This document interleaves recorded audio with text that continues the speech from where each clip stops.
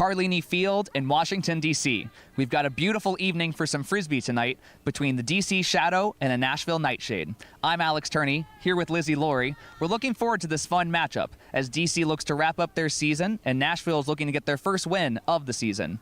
The Nashville Nightshade are really excited for the opportunity to implement some of the things they've been working on through the midseason and try to turn some things around from their earlier season woes. They're really excited to bring up some players, having to unfortunately miss out on Holly Sylvant playing tonight, who currently leads the team in both goals and assists. But they're excited for Kendall Brown, number 8, to use her, quote, track speed to really make an impact on tonight's game. DC Shadow is coming off of a strong season so far. 5-0 is their record. They have already clinched their spot in the PUL championship weekend. They will be playing in the semifinals versus Indy Red in 2 weekends. The coaches are excited that the field is actually set for once going into this last weekend of the season. So they have the opportunity to really refine some tactics going into the championship weekend and also focus on ending on a strong note. Thanks, Lizzie. Now let's take a look at tonight's pillar players of the game. Our first pillar player of the game is Julia Harris, number 15 for DC Shadow. Julia is a product of University of Virginia Hydra. She's a super strong cutter for Shadow, our leading goal scorer of the season with 13 goals so far.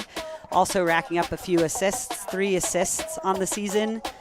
Julia is a cutter for one of the local mixed club teams, the DC Rally, in the club ultimate season, and has been a strong contributor for 2 seasons. This is her second year playing with Shadow, so really look for her to make an impact, especially she has a nose for the end zone. And our other pillar player of tonight's game is Rebecca Fagan, number 6 on Nashville Nightshade. Rebecca, who started playing at UNC with Pleiades, has come on really strong, was a big contributor for them in college, and now has been huge for the Nightshade, is currently the team leader in blocks, also second on the team in goals, already with 8 goals, 6 assists, and 9 blocks on the season so far for the Nightshade. This is her second year with the team. Look for Fagan to have a big night, looking to stand out to make up for some of the losses in the roster that the Nightshade have tonight. But a big opportunity for Fagan to show out, make an impact play, use both her speed and her throws to get open, find teammates in the end zone, and be able to score. Taking a look here at some of the fans at Carlini Field, seeing the standings for the South Division, which the DC Shadow currently lead and have wrapped up for the year, knowing that the top 2 teams will be going on to championship weekend in 2 weeks. And there we see Nashville Nightshade down there. No wins so far in the season, but as we talked with the coaches beforehand, they're excited for the opportunity to implement some of their systems, come out, have a strong end to their regular season, and utilize some of their players for that fun time. Yeah, and one thing the Nashville coaches mentioned was just trying to end the season on their own terms. They mentioned they didn't have the start to the season that they would like, but they feel like they've really ramped up as the season has progressed, and so this is a good opportunity for them to end on a high note. And the weather has really cooled off here nicely for us in DC. A lovely 82 degrees. We've got a small bit of wind circling through after a quick storm blew through, but it's quite beautiful now and very ideal conditions, I would say, for the players to be able to operate in. Yeah, gave the fans a chance to get some dollar hot dogs at the concessions and settle in for what should be a fun game of Ultimate. With Nashville, we have Coach Jared Trevor. And a lot of fans here in the stands really enjoying the atmosphere. This has been a strong home field advantage throughout the season for the DC Shadow. They look to capitalize on it once again tonight. This live broadcast of the Premier Ultimate League is brought to you by Breakmark Ultimate Apparel. Go to breakmark.com to place your next custom team order or check out the PUL Athlete Collab shops. The Discraft Ultrastar is the official disc of the Premier Ultimate League. Discraft, the world leader in disc sports. Today's coverage is brought to you by Eric Fofolia. realtor with strong foundations group. If you're buying or selling in the DMV area this year, Eric focuses on helping clients make confident, well-informed decisions. The indigenous people who currently reside in the Washington, D.C. area. And looking at Nashville tonight again, they are missing some of their top players, particularly missing out on Holly Sullivan, who currently leads the team in both goals and assists. But a big opportunity for some of the other players to step up. Coaches were excited about some of the systems they've been putting in place throughout the season and the ability to make adjustments as the season went along and highlight some of those players that have been developing really well for them. Yeah, I think in particular they mentioned Kendall Brown, number 8, who's a speedy cutter for them, so keep your eyes out there. Yeah, and they talked about Sarah Mogg in the backfield for that O-line really being a core piece of being able to keep the ball moving against this stingy DC defense, which has given a lot of teams trouble throughout the season so far and led to some of that undefeated record. And looking ahead, we know that we are getting set for the flip here in just a moment. Observers coming in to talk with the captains, get everything settled. Looks like we'll get to listen in. Red on one side, blue on the other. You're the visiting team, so it's your right to choose blue or red. Blue is the call. It is red. Perfect. Shadow will take offense. Okay, so these are our current positions, and the Shadow will be receiving on this end. Fantastic. Shadow 1. Have a great game. Let's say 90 seconds to take those positions. And there we see Shadow winning the flip, electing to start out on offense. And Lizzie, tell me a little bit from your perspective as a player formerly with the Shadow as well. What is it like to start an offense versus defense and having that choice? I think it's an interesting, I feel like a lot of teams have different philosophies in terms of starting on offense versus defense. I think for Shadow, like looking to start strong with like a confident hold to start the game can really put your team off on the right foot, get kind of the legs under you, and then set your D-line out there to go out and get a break right afterwards. Definitely gives a chance for that DC Shadow O-line, which has been so strong this season, really been able to rely on those handlers in the backfield to keep the ball moving with some really strong cutters, particularly as we highlighted earlier, Julia Harris, who has just had a nose for the end zone with the Shadow this season. Exciting opportunity for the Shadow to come out, and for Nashville a chance to maybe try to set the tone defensively and try to come out and say, we're not going down easy, this is going to be a contest that we're excited to challenge you in.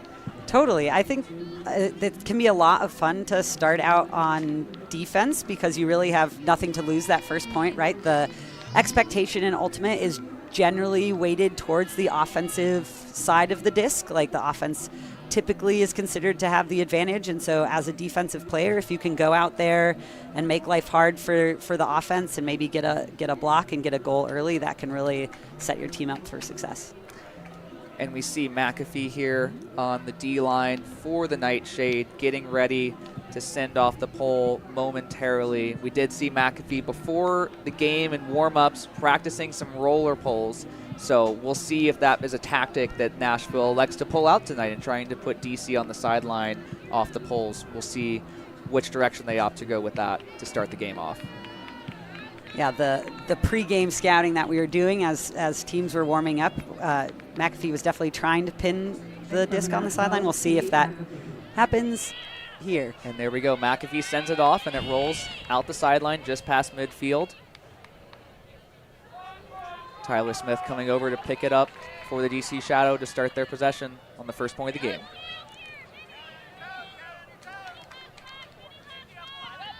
Smith finds Julia Harris still on this near sideline. There's McGuire with the disc. McGuire looking for an option in the backfield. Floats it around to Smith, losing yards to get back to midfield. Finds Flores on the far side. Floaty around backhand over there to Onoe. Onoe sends it up to Lily Johnson. A little bit of a bobble. She pulls it in. There's Ritzman under contested pressure. Back to Flores. Back to Ritzman on the near side. Ritzman looking up. And there's Onoe in the end zone. Ritzman to Onoe to start for a hold for the DC Shadow.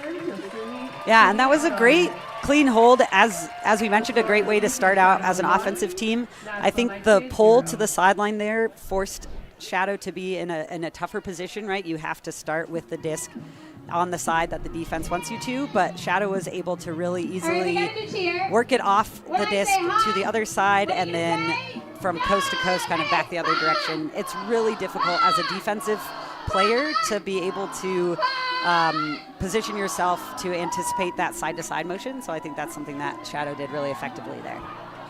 Did a great job utilizing those handlers when downfield action was kind of stymied, able to move the ball side to side, as you said, force the defense to cover the whole width of the field, and then we're able to bring it back to the near side for the nice score from Ritzman, moving back quickly in the backfield with Flores, and then finding Onoe at the front cone for a smooth start to the game.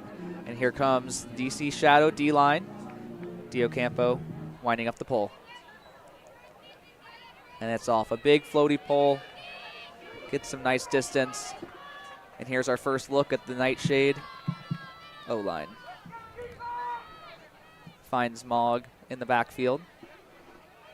Looking for options. Up to Radcliffe. Over to Thurman. Back to Mogg. Mogg sends a deep shot. Oh, great contested pressure there from Gentillette.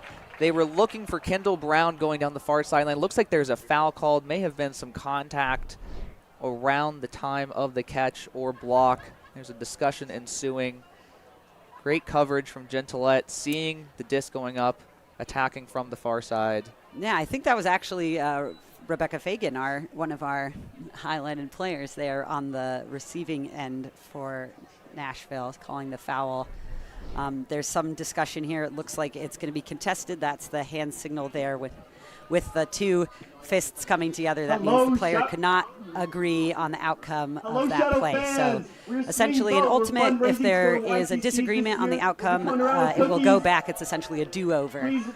So the disc is returning to Mogg here. And here's Mogg with the disc coming around in midfield, guarded by Korpinen. Nightshade will get a chance to set up some offense from where they are, talk things through, just getting everything settled. And we're coming back. And there's Fagan coming back under, gets the ball. Moves it downfield. Nice throw around. Looking for Mogg, but it fades out of bounds. That was Anna Lee looking for the ambitious around shot to Mogg down the sideline. A little bit tight of a window. And here's Rader picking up for the DC D-line with a break chance on the near sideline. Full length of the field to go. Rader looking for an option. Finds Driver towards the middle of the field. Over to Diocampo. And there's Gentillette. Bounces it back to Rader. Big pump fake.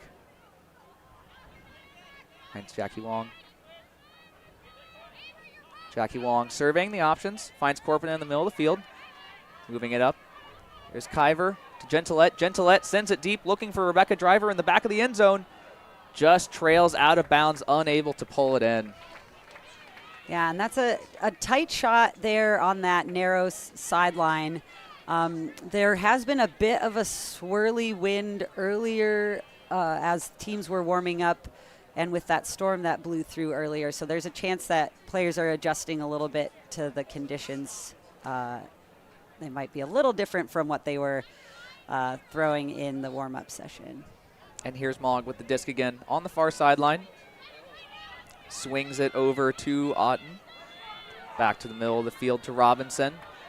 Kind of a miscomm there, and Gentillette gets the ball. Gentillette winds up again deep, looking for Jackie Wong in the end zone. Trails just out the back of the end zone. Wong not able to catch up with that one. Once again, Gentillette looking deep to strike off of the turnover opportunity. Yeah, and one thing that this Shadow D-line does like to do is called a fast break, so getting that quick attack going the other way. Not successful this time. And here's Nightshade once again with an opportunity to get a hold, starting back in their own end zone. Here's Mogg with the disc, still in their own end zone. Finds it to Radcliffe. Radcliffe in the middle of the field. Great grab by Fagan under some pressure. A little bit of contact in the mark. Able to swing it over to the free receiver. Gets it back over to Lee. Looking for options in the backfield. Back to Mogg. Mogg surveying, not a lot downfield. Finds Lee in the backfield once again. Content to lose a few yards just to maintain possession. Back to Mogg, looking for Fagan on the far side. Fagan with the disc, looking for a deep shot. Bit of a miscommunication with the cutter. It's floating. Jackie Wong elevates to secure the block for the DC Shadow, and this is their third break chance of this point for the Shadow. Scuber over the top, over to Kyver. Looking for an option. Finds Korpinen down the middle of the field. Right at about the midfield point. DC Shadow here looking to use their legs. Try to turn out a break chance. Unable to get it on the around. Was a little bit low for Raider. Fagan picks it up. Immediately sends it deep for Mogg. Korpinen defending. Mogg elevates over Korpinen to pull in the break. I'm sorry, the hold for the Nightshade after a long back and forth point. That was Fagan to Mogg for the hold for the Nightshade. Yeah, that was definitely a lot of back and forth action, and I think the Nightshade showing they're not afraid to attack deep too. Mogg we had seen in the backfield for most of that point around the disc, but taking advantage of that error from Korpinen to really attack quickly deep and takes advantage of a little bit of a misread too, maybe forcing Korpinen to have to jump early and getting the goal. And there's Fagan, our pillar player of the game for the Nashville Nightshade, already getting on the stat sheet early with an assist. Mogg once again going deep, usually back in the handler space, controlling things from back there, but not afraid to stretch with the legs, utilize some speed and a good read on the end of it to be able to secure the hold. After a lot of back and forth opportunities, I believe DC had 3 break chances. It took 4 tries for the for the Nightshade to be able to punch that in. Have to imagine the Nightshade are hoping for a little bit smoother offense and points for the rest of the game to not wear out that O-line's legs as much. Yeah, and I think it's one thing early game, too. There's some jitters maybe here as people settle in. And that was Thomas there for the Nightshade. Once again, opting for somewhat of a rolling pull, slides out the near sideline. Smith picks up, sends it over to Flores. Flores looking for an around throw over to Harris. Elevates to secure the grab. Great poach opportunity in the backfield for Brown. Unable to capitalize. Flores working with Smith. Appears to be some kind of lane poaching setup here from the Nightshade defensive line as the DC handler is content to find swings in the backfield as Harris sends it back to Flores. Flores looking over on the far side, finds Smith. Smith moving upfield to Russell. Oh, and a big collision after the drop there under some pressure. Looks like a discussion happening here. Appears to be a foul call. I'm seeing a foul, no contest being signaled by the observers. Definitely a bit of a collision there as Russell is looking to bring in that disc. And Katina Russell stepping off the field. Hope that she is all right. Just hopefully just a little shaken up, if anything. Yeah, and I think that's a tough play where I do think Katina had kind of missed the disc, but because that Nashville player was coming in with such speed, essentially unavoidable contact, which is really difficult and can be like considered a dangerous play too, where I think that was partially why there was no contest there. Is there was not a chance that that player was going to make that play without that contact. And McGuire came onto the field there for Russell. DC back to full strength, finds Ritzman over on this near side. Nashville still in this somewhat kind of junky setup where they're trying to take away lanes as opposed to matching up tightly on a single person. Smith with the disc on the far side looking for an option. Finds McGuire down the sideline, up to Ritzman, just outside the end zone. Back to Smith. He's been really driving this point.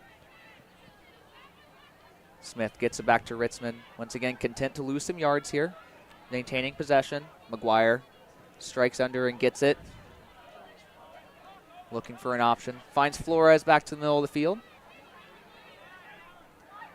Flores, big around throw, finds Harris just outside the end zone. Harris, a little flip over to Onoe, and that's Onoe's second goal of the game. A nice little flip from Harris for the quick score to Onoe after Flores sent them both around into a wide open space. Yeah, and I think the Nashville defense really is trying to junk up options downfield for Shadow, force them to have to throw a lot of throws, look at different options. That is something we've seen pretty consistently from other teams throughout the season against Shadow, is throwing some of those defensive looks that allow players to take advantage of different space. And here we see honing in here on Onoe, getting second goal of the game already, responsible for both of DC's scores. Exciting start to the game over for Onoe on the O-line. Already came into this game with 3 goals and 2 blocks on the season, so continuing to play a strong season so far. Opportunity here for the DC Shadow D-line to come out, put some pressure on this Nightshade offensive unit after last point really made them use their legs, made them use a long point, and here's Sour Beer with the pull. Looks to be fading out of bounds, ends up out of bounds. So the Nightshade will get to bring it over to the middle of the field as they find out where it went out of bounds. Mog picks up the disc, brings it over.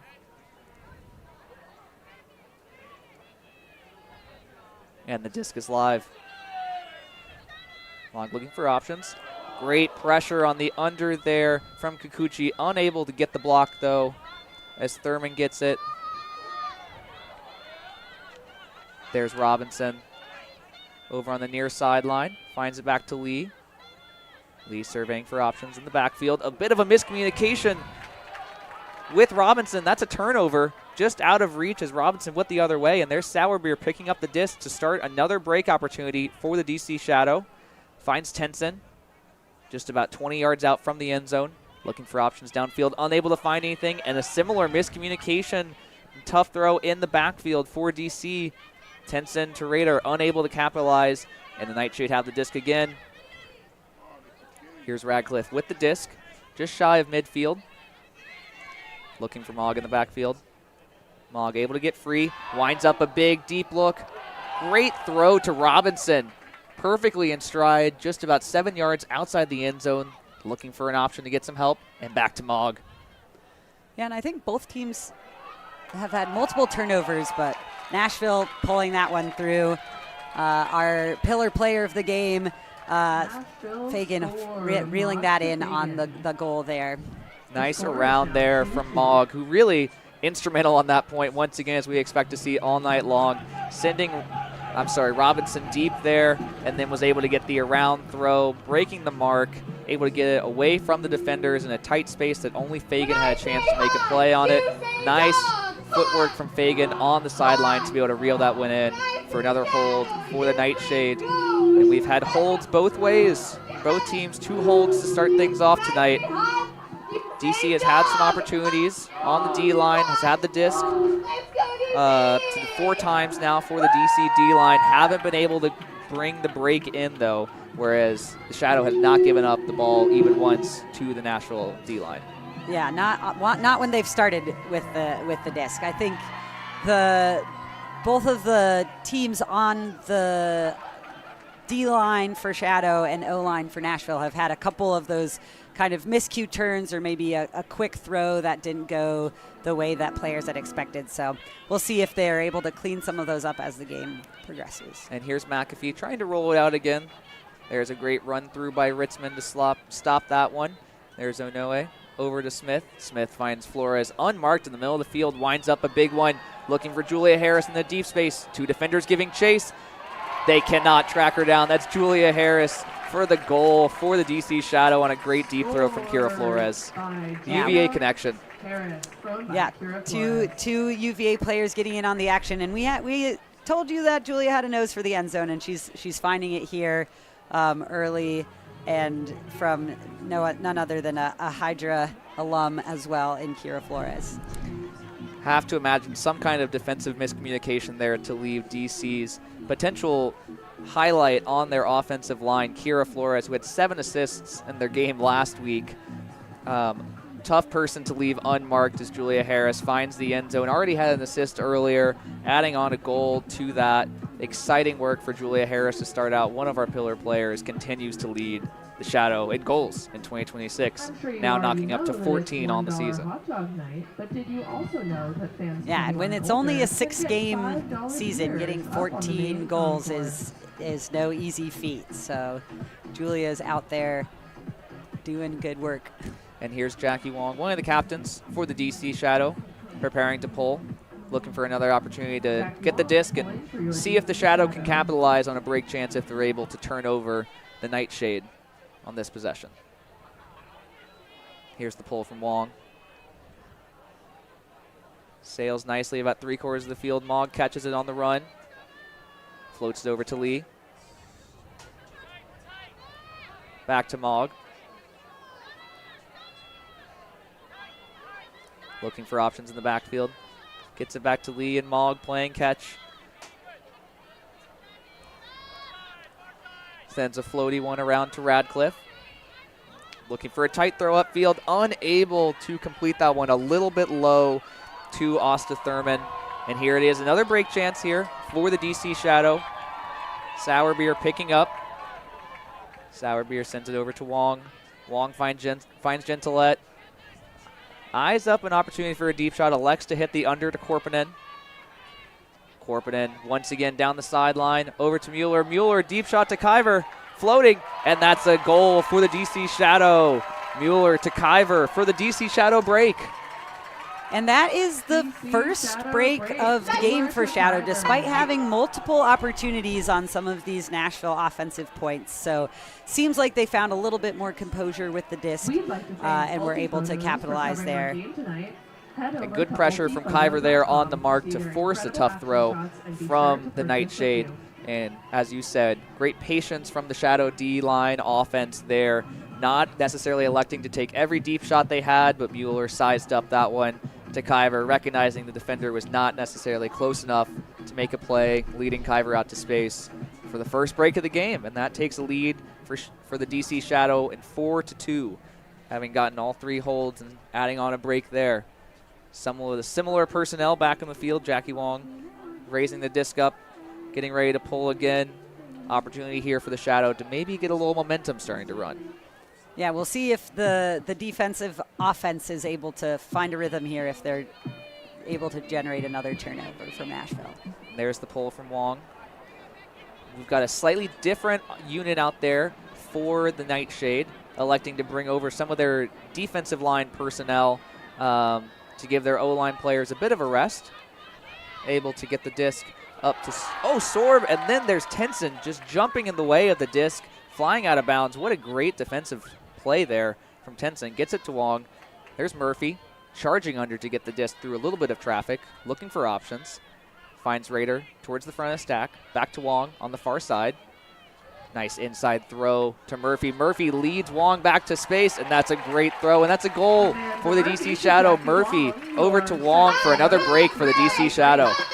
Yeah, and that was really great anticipatory defense from Cara Tinson there, taking that inside line to really undercut the Nashville player who had turned and was going a little bit away from the disc, allowing for Cara to get that D. And then Amanda Murphy and Jackie Wong really working it there for the score. Great utilization of space. I think you could recognize some of the other DC Shadow players giving a little bit of room, recognizing that Wong and Murphy had a flow going and staying out of their way, giving them space to work. And as we can see, Wong adding on a goal to a block from earlier in the game, already adding on to a nice stat line to start things off. Here it looks like we have our another offensive unit for the Nashville Nightshade, mixing up a little bit of the personnel, but mostly the same offensive personnel we've seen tonight. And for DC, electing to bring over their offensive unit to play some defense. There's Kira Flores sending off the pole. And there's Mogg with the disc, just shy of midfield. Marked up on by McGuire. Looking over to the far side, finds Lee. Lee with some great pump fakes to move the mark. Mogg, great moves in the backfield to get open. Looks upfield to Fagan. Finds Fagan just on the far sideline. Big pump fake, winds up deep but doesn't throw it. Looking for something in the backfield still. Lee's dancing. Finds Lee in the backfield. Have some good pressure from Russell. Gets the ball up to Robinson. A lot of tight pressure on all of these throws from the DC Shadow defenders. There it is back to Lee. Lee floats it around. Nice attacking grab there from Mogg. And a little bit of traffic, able to come down with it. Back to Robinson over on this near sideline. Floats it back to the middle of the field for Radcliffe. Radcliffe, a low one over there to Otten. Great hands to get down low and grab it. Gets it up to Fagan. Fagan advancing it down to Thurman. Looking for an option in the backfield. Russell applying a lot of pressure in the backfield there. Able to get it back to Lee, though. Lee sends it over to near side with Robinson. Floats it back, counter to the flow of the action to Fagan. Fagan with a scoober over the top, just too high for the intended receiver, Asta Thurman there. Got a little exciting with the scoober over the top, unable to capitalize, though. And that is the best Nashville's offense has looked this game, like really finding a rhythm, some good patience work despite heavy pressure in the backfield from Shadow. And big opportunity here for the Shadow because they had their offensive unit out there playing defense. Now they have their full offensive line on this break opportunity. As we see there, Ritzman gain a disc over to Flores. And Flores sends it over to the near side to Julia Harris. Again, this break opportunity, trying to capitalize on 3 breaks in a row for the Shadow with their offensive unit out there on the field. There's Russell with the disc, looking for an option downfield. Flores gets open again, sees Harris going deep, sends it. Sharp one downfield, finds Harris in stride, leads Johnson out to space, and that's another break for the DC Shadow. Flores to Harris, and then finds Johnson in the end zone. Yeah, and those were some like larger yardage gaining throws there that led to Flores being set up on the sideline there to look deep. And really maybe not the distance that she had hoped to put on that throw, but Harris had enough steps there that was able to reel it in no problem, and Johnson doing a good job of following the play and getting the goal. And that's the end of the first quarter for the DC Shadow and the Nashville Nightshade. DC currently holds the lead 6-2 for the DC Shadow after getting 3 breaks in a row to close out the first quarter. Julia Harris, our pillar player of the game, already putting on a big stat line with 2 assists and a goal, utilizing that speed to find the deep space, be able to facilitate to teammates when she doesn't get in the end zone herself. Yeah, and she's a fun player to watch too, as a cutter, really timing it well. Times it very well, attacks the space aggressively as a thrower, makes it easy to know exactly what she's going to be looking for. Totally. And now we're going to go take a commercial break, but we'll be back for another exciting second quarter. See you soon.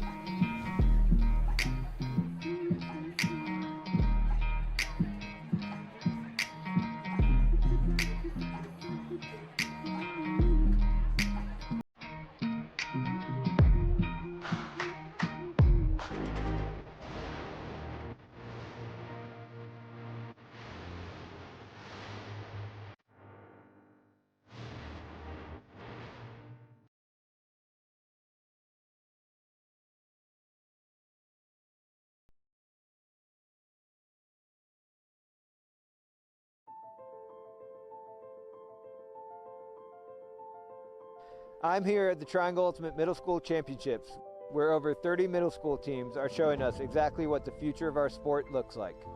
Local, accessible, youth ultimate. At the Ultimate Foundation, we envision a world where everyone has the opportunity to experience Ultimate as a sport that inspires integrity, relationships, and belonging.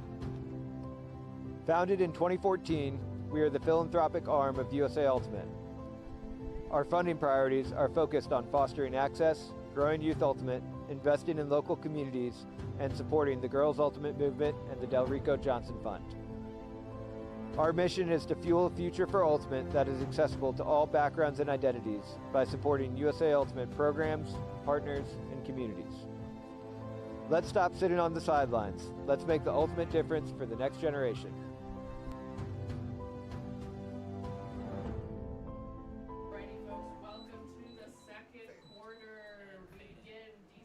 Here we are coming back in the second quarter here at Carlini Field. Again, the DC Shadow currently leading the Nashville Nightshade 6-2 after rattling off 3 breaks in a row to end the first quarter.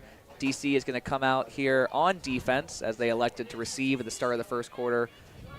Lizzie, how do you feel after a team, maybe you've gotten broken a few times in a row, you have a chance here to reset at the end of a quarter, take a moment before going back out there? I do think that is a nice feature of the PUL's quarter system, is that you get a more periodic break, and hopefully they had a chance to kind of regroup, come together, and get their nerves under control for this next quarter. And Nashville, once again, sending out a slightly not their normal offensive unit, tries to float one over the top, not able to find 2 receivers in the area, both Thomas and Gilbert, unable to come down with it. Now DC, D-line out there with a chance for a break opportunity. Raider has the disc on the far sideline, looking for an option in the backfield, finds Wong. Wong with a big pump fake, finds Murphy on the far side. Murphy winds up a pump, not going deep. Elects to hit Mueller on an under, another big pump fake. And there's Kikuchi in the middle of the field, just about 15 yards outside the end zone. Appears to be a call. Looks like disc will be staying there with Kikuchi.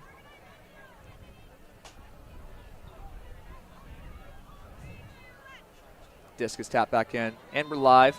Looking at Murphy at the front of the disc. Murphy, a great grab on the around throw from Kikuchi. Kikuchi striking towards the end zone, able to capitalize, and that's another break for the DC Shadow. Murphy to Kikuchi.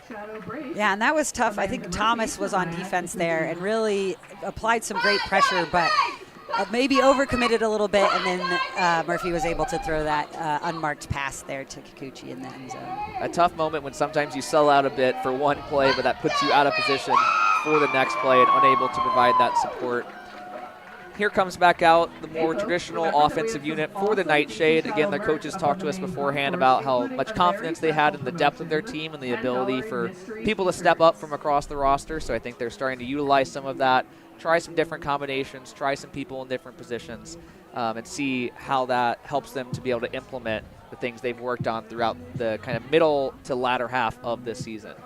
So again, there we had another break for the DC Shadow to take a 7-2 lead. Yeah, and it's interesting as Nightshade here, finding a rhythm or being able to find some momentum, kind of shift things back your way after Shadow has been able to rattle off a couple breaks. We'll see if their offense can have that composure that we saw closer to the end of the first quarter. And there's Jess Sourbeer sending the pull off for the DC Shadow. Disc is centered up to Mogg. Mogg finding it back to Radcliffe in the backfield.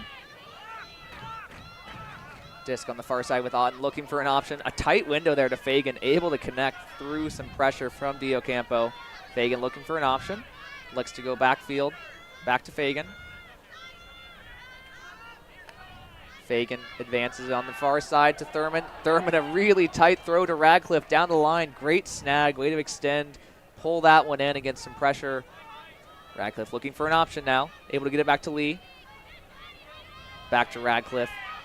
Some good back and forth game from those two. Radcliffe now looking for an option as the stall count rises. Blocked on the mark by Mueller, but still caught there by Robinson. Great hands, but then that's a run-through block there for Diocampo. Able to close the lane quickly on a pass that was intended for Fagan. And here we are with a break chance for the DC Shadow. Raider picking up. Finds Sourbeer. Sourbeer sending Gentillette deep. Tailing close to the sideline, able to pull it in.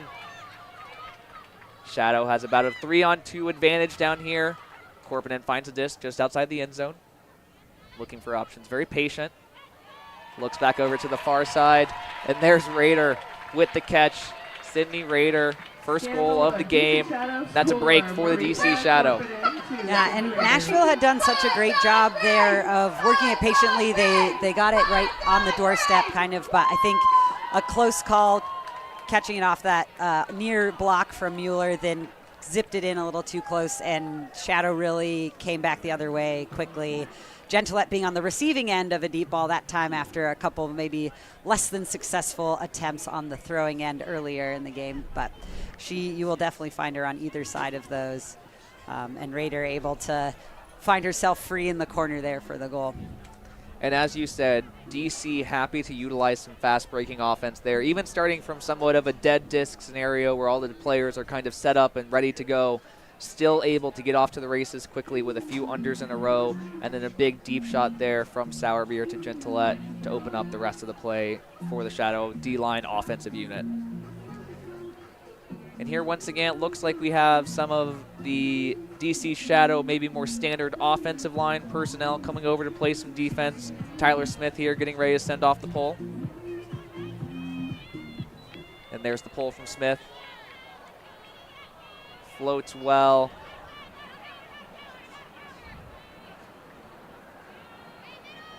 Looking for an option there is McAfee. Unable to find with the moment. Julia Harris almost with the run-through catch. Gets a hand on it nonetheless. Gets the block. That's a quick break opportunity here for the Shadow. Tyler Smith picks up, sends it to McGuire and Harris in the same space. McGuire just outside the end zone. Looking for an option. Gets it back to Smith. Finds Ritzman elevating in the middle of the field to secure the around. A low one over to Onoe. A great layout grab just outside the end zone to maintain possession. Very cool, calm, and collected after a highlight level play. Getting that ball. Smith finds McGuire just outside the front cone.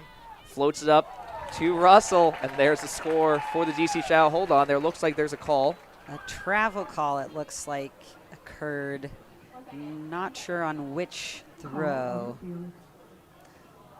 Looks like there's some discussion happening between the observers and the players trying to figure out who the travel call happened on and where the disc needs to go back to. Once again, just to highlight, great grab from Onoe there. Disc is trailing away from you. It's low, have to change direction quickly, able to extend, get low to the ground, and pull that one in. All right, looks like this is confirmed as a travel call. Going to be coming back. Looks like it was a travel call on McGuire potentially. So coming back to the disc, still with McGuire. Goal does not count. DC Shadow, though, still in a great position here, just outside the end zone. A lot of space to work with, looking for a break chance opportunity. Throws it to Julia Harris right at the front. Called not in by the observer. Julia Harris finds Russell. Looks like there was a pick call. So some players on the defensive side had to avoid either their teammates or one of the Shadow players, and it slowed them down in their pursuit of Katina Russell, who I will say is hard to keep up with even if you don't have someone impeding your way. But it's going to be coming back. Yeah, and it's hard often in the end zone. Space gets a little compressed, and so you will find the potential for a lot of bodies. Picks are not the least frequent thing to happen in the end zone. So the disc will be coming back here to Julia Harris, standing on the goal line in the middle of the field for a break chance for the Shadow. Looking for options in the backfield. Great pressure in the reset space, but finds Tyler Smith. Tyler Smith floats it out to Lily Johnson, and that's a goal for the DC Shadow. Tyler Smith to Lily Johnson for another break for the DC Shadow. And that's one of those situations a lot of times in practice, teams will actually do end zone repetitions or scrimmages where you score and then you have to redo that. So Shadow getting a few goes at that offensive end zone possession.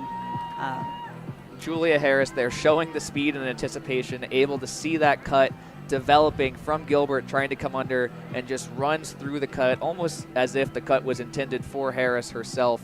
Able to get the block there is again that great grab from Onoe.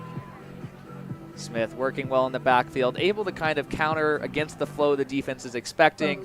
Lily Johnson there wide open. A great target to have for the DC Shadow has really come on so strong this year and has been a huge addition to the team as a rookie on this O-line. Came into this game with 8 goals, 2 assists, and 2 blocks on the season, already adding in 2 goals tonight as well to that stat line. Yeah, and Lily's a local college player, so plays for American University in D.C. And there's Jackie Wong, sends the pull off. The Nashville Nightshade O-line back on the field. Mogg with the disc. Around the middle of the field, looking for a reset option. is able to find Radcliffe. Advancing the disc to Lee. Lee looking for some options. Lots of cutters swirling back and forth. Tight one over there on the far side to Radcliffe. Radcliffe bumps it over to Otten. Otten back to Radcliffe. Low one over to Otten. Pulls that one in. High one floats over the head of the intended receiver. A great layout attempt from Rebecca Fagan, unable to pull it in. That's another turnover for the Nightshade. Again, good flowing offense, just one throw here or there kind of slipping away. Yeah, and all it takes is one maybe unfocused throw or too ambitious of a look, and unfortunately it's back in the hands of Shadow. And there's Korpinen playing quickly with Driver just outside the end zone. A break chance here for the Shadow. Gets it back to Sourbeer, back to Korpinen, and that's a break chance. That's a break for the DC Shadow from just Sourbeer to Marika Korpinen. Again, Korpinen having an amazing rookie season with the Shadow. They're so happy to get Korpinen this year, coming into this game with 5 goals, 2 assists, and 8 blocks on the season. Very impressive, working there well with Sourbeer, moving the ball quickly, knocking the defense time to catch up. Yeah, and it is so hard as a player when you've just turned it over to flip that switch and get back on defense, and Shadow does a really good job of making life even harder for those players, really like dishing the disc quickly. And here we're going to go into the huddle here with the Shadow. Denying those swings back into the middle, and that's forcing them to throw tough unders that they're turning, right? So that's really good. I want us to be really cognizant, especially around people who like to be around the disc. Every time they push downfield, it's just to set up for an under, right? So let's be really aware of that and stay underneath, right? When they push downfield, is not the time to be like, oh, I've done my job. You've done your job when you continue to protect underneath, and let's force them into tough hucks. Okay. Any questions? Last very minor note, if we have a stoppage and we want to call in a single force on the goal line, we could say all home or all away. And 70 seconds, that's the alt, but if not, we're going to stick with alt for the rest of this quarter. Here we go, y'all. Keep it rolling. Shadow. All right. Team on 2. A little insight into the Shadow huddle there. David Maniloff, the coach from Shadow, talking on some nuance in terms of where they want to force Nashville to throw. So really trying to get their offense out of the rhythm or the looks that they are looking for, force them into other options. And that really tracks with something we were hearing from the DC coaching staff, including Maniloff, before the game. But just talking about how they want to use this game as an opportunity to fine-tune their systems, really treat this as an extension of the playoffs, which they already know they'll be in the playoffs, facing the Indy Red in Raleigh coming up in just 2 weeks. But utilizing this game to tune everything in, dial up the intensity, dial in the focus, make sure that they're firing on all cylinders when they get down there in just a few weeks. Yeah, and the atmosphere here is pretty awesome at Carlini Field. There's some fans doing the wave in the stands. You can notice a lot of rainbow wristbands and gear on players on both sides. It's actually Pride Night here, and so highlighting a lot of players and representation for the LGBTQ plus community. And here's Sourbeer sending off the pole. Nashville lines up to receive. Centers the ball up to Gilbert. Gilbert gets it back to McAfee. McAfee swings it over to Gross. Back to McAfee. Unable to find Gross on that cut. Swings it over to the far side to Lou. Lucy winds up a big throw. Not able to send it off, though. It finds Gross. Gross hits the under to Wickland. Wickland gets it up to Gilbert. Gilbert sends it deep. Some receivers in the area, but Mueller is there to wipe that one up. Finds Kyver in the DC Shadow D-line once again. Break opportunity. Gentilette with the disc. Finds Sourbeer. Sees Dio Campo coming under. Able to find her on the far sideline. Back to Sourbeer. Swings it towards the near side here to Gentilette. Surveying the field. Back to Sourbeer. Very content to play. Smooth offense. Not looking for anything too aggressive to start. Kyver with the disc. Now sends it deep. Gentilette wide open in the end zone. Pulls it in. Kyver with a great throw to Gentilette there for another DC Shadow break.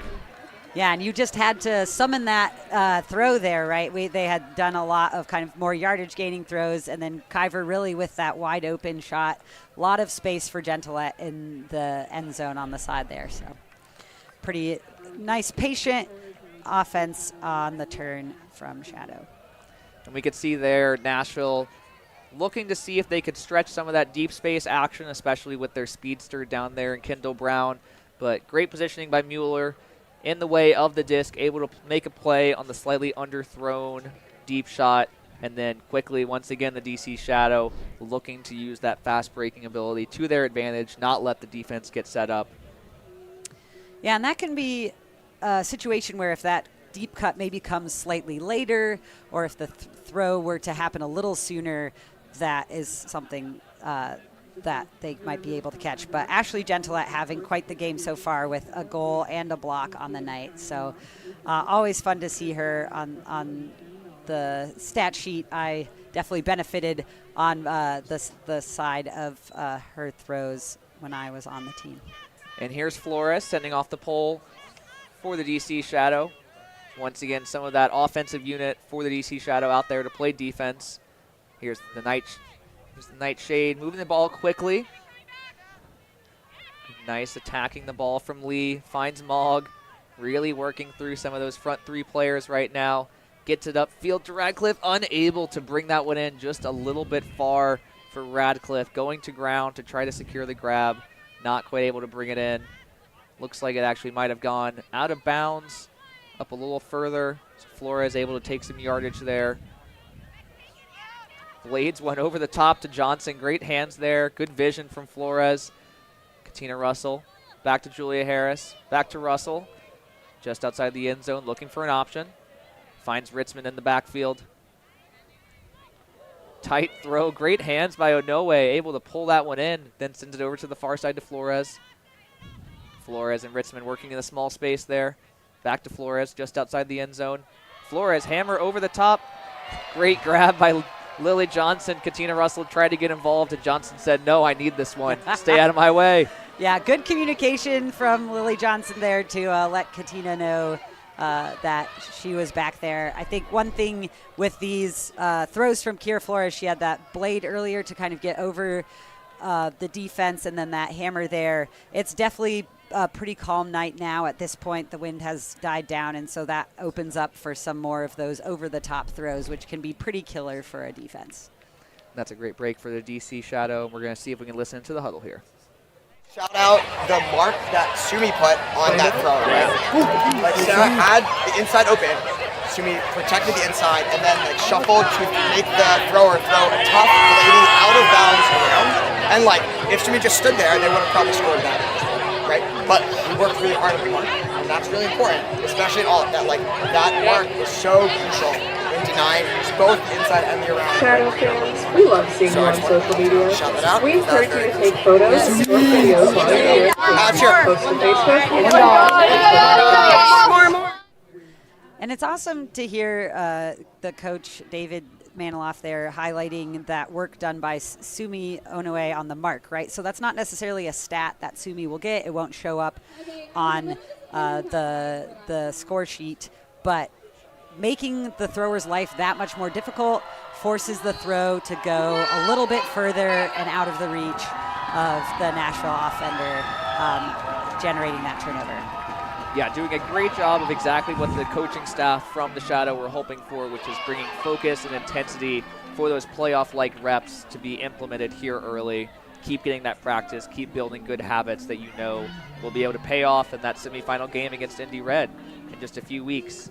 But here we are in the second quarter here in DC at Carlini Field. DC Shadow currently on a long string of breaks in the second quarter, going back to the first quarter, currently holds a 12-2 lead over the Nightshade. And there's Jackie Wong sending the pull off for the Shadow. Nightshade picking it up. McAfee has the disc. Looking for options downfield. Not a lot developing.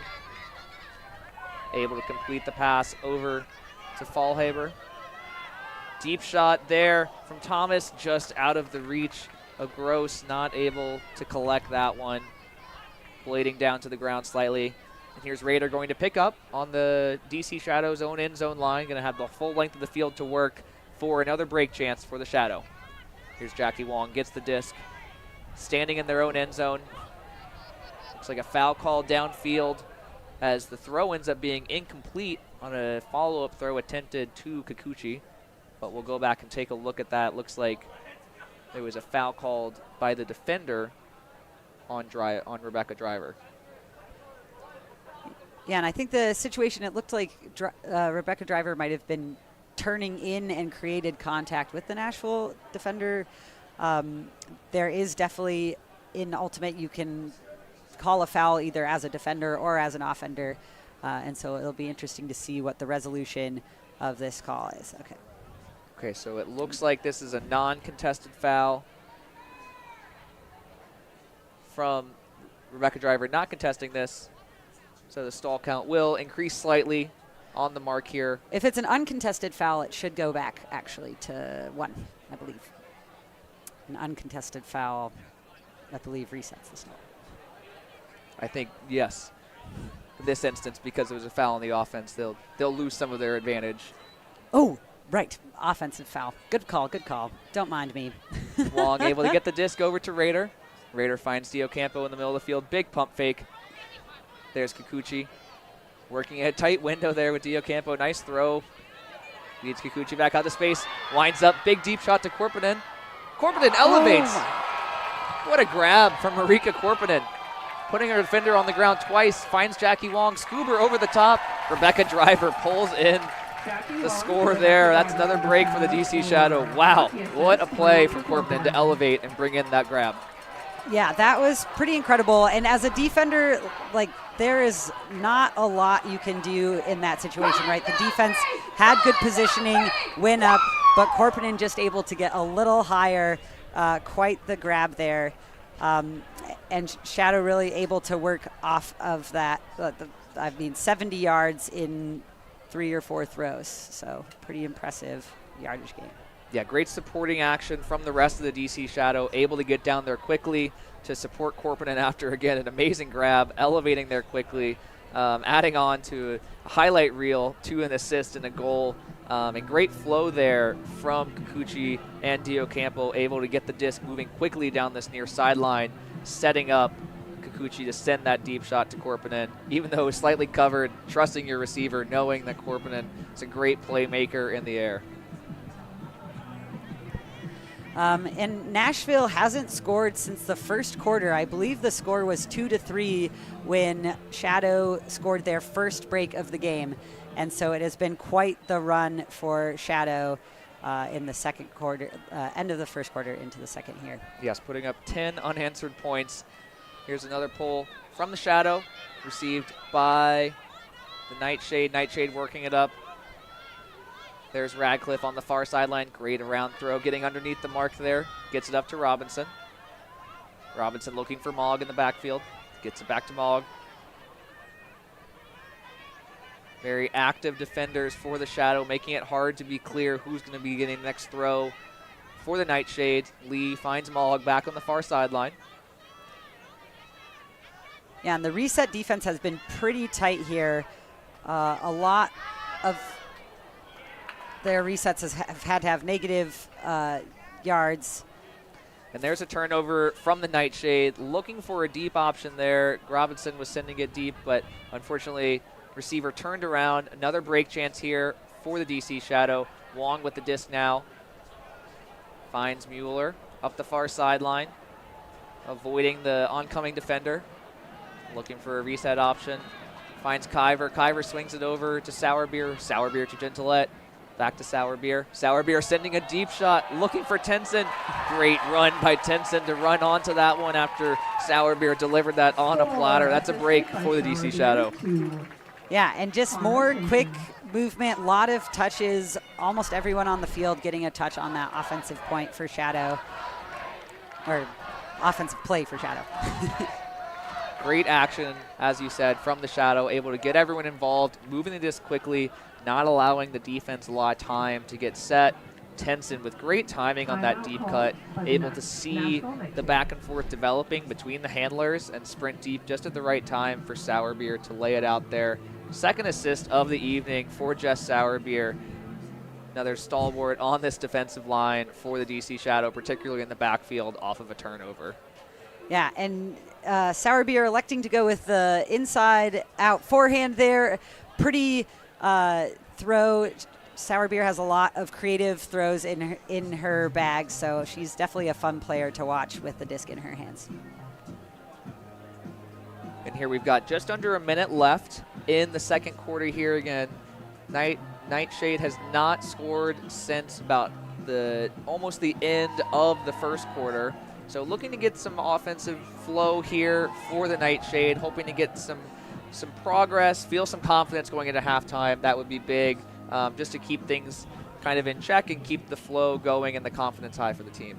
Totally, and at the end of a quarter here, the way that the time works is even if the clock expires, the team that has possession of the disc will get to play out that possession. So this is at the point where there's a chance that Nashville, if they're able to possess, play efficient offense, they might be able to end the quarter out here with the goal. And here's Tyler Smith winding up to send off this pull for this DC Shadow D-line. Again, this looks like somewhat of an offensive unit that's come out there. Great pull from Tyler Smith, sending it far downfield. There's Mogg picking up. And Great. Because the disc went between the legs there, defense was able to get down and stop that first throw. And there's Fagan with the disc on the far sideline after a big gainer. Gets it back to Lee. Lee looking around, finds Mogg, elevating to secure that one in. There's Otten with the disc, close to the near sideline, looking for a reset. Great tight pressure there in the backfield. Great block there from Ritzman. Looking for Radcliffe. They were unable to connect as Ritzman comes flying in close to the disc and is able to get the block. And there's Flores sending it over to Smith, as here we have another DC Shadow break chance with just under 20 seconds left in the second quarter.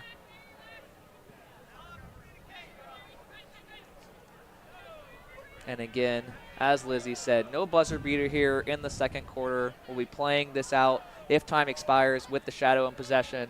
We'll be playing this out until there's a turnover, as the clock has hit 0. So DC Shadow can continue to work this until they either turn it over or score. There's Russell just outside the end zone. Finds Harris surveying for an option. Sends a flick around to Johnson. Johnson elevates for the grab. Great elevation from Lily Johnson to secure that one. That's another break for the DC Shadow as time had expired. What a strong way to end that first half.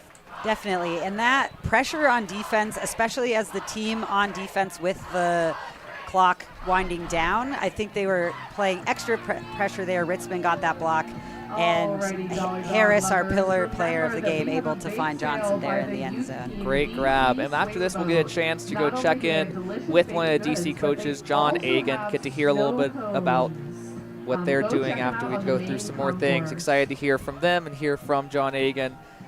And look at, my goodness, Lily Johnson adding on 4 goals already in the first half after a strong season already up to this point. Continues to shine, show what makes her such a great player in that deep space. A great compliment between Lily Johnson and Julia Harris. A lot of downfield competence and speed and size, ability to play quickly and play big when they need to. And one of the things that makes Shadow so effective is there are a lot of those cutters that are hard to guard, right? Maybe if you have one of Harris or Johnson or Korpinen or something on a line, you're able to compete. But having all of those matchups makes it really difficult.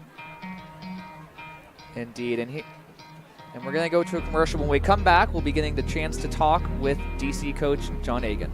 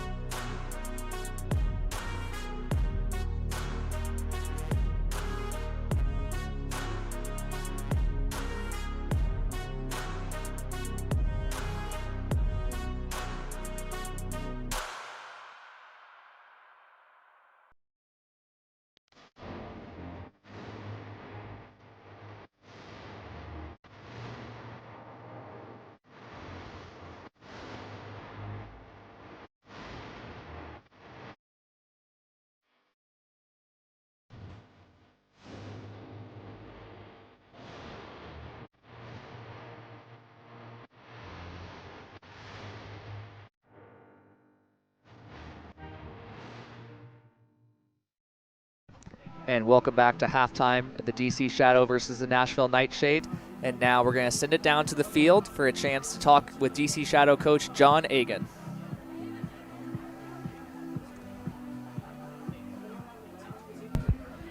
Hi everybody, this is Jasmine or Jax Shea at DC Shadow versus Nashville Nightshade, and I'm here with John Agan and Sloan Agan. John Agan, coach of DC Shadow, and his daughter Sloan. We're off to a great start, John. It was a commanding half. How did you prepare for tonight? What did you say to the team headed into this game, knowing it's the last of the regular season and that we're gearing up for championship weekend? Yeah, we know we only have a few chances left to play together and work together and get better, so we were all really excited to come together, work on our systems, work on the things that we want to have ready to be successful for championship weekend, and our last chance to play in front of our home fans, best fans in the league, so really a lot of good energy. Yeah, absolutely. And as the defending champions with an undefeated season so far, how do you get the players prepared and have them perform so consistently week after week? We've got a great group of players. They're all athletes who are committed to getting better. That's what playing in the PUL is all about. So they come out, they put in work in between games, and very self-motivated. And then we as coaches are trying to just put them in positions to be successful. And they look great out there so far. Amazing. Well, continue the momentum. Have a great game tonight, and looking forward to cheering you all on in Durham in 2 weeks. Sounds great. Thank you very much. Thank you, John. Thank you, Sloan. Thanks. How many hot dogs did you eat tonight, Sloan? Very responsible. Thanks, all.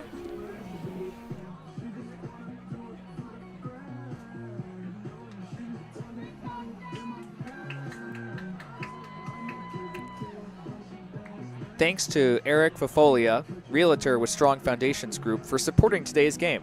Eric works with DMV area buyers and sellers, focusing on preparation and strategy so his client can make smarter real estate decisions. Founded in 2020, Discover Diversity creates spaces where Black players can show up fully, play freely, and experience a genuine sense of belonging, especially within Ultimate Frisbee. Through intentional events and playing opportunities, we center community, leadership, and joy while celebrating the talent and resilience of Black players. Our goal is to expand access, champion collaboration, and inspire the next generation of athletes. And we're going to get a chance here to do a little interview as well with the Nightshade coaching staff. We have Coach Isaiah Mason.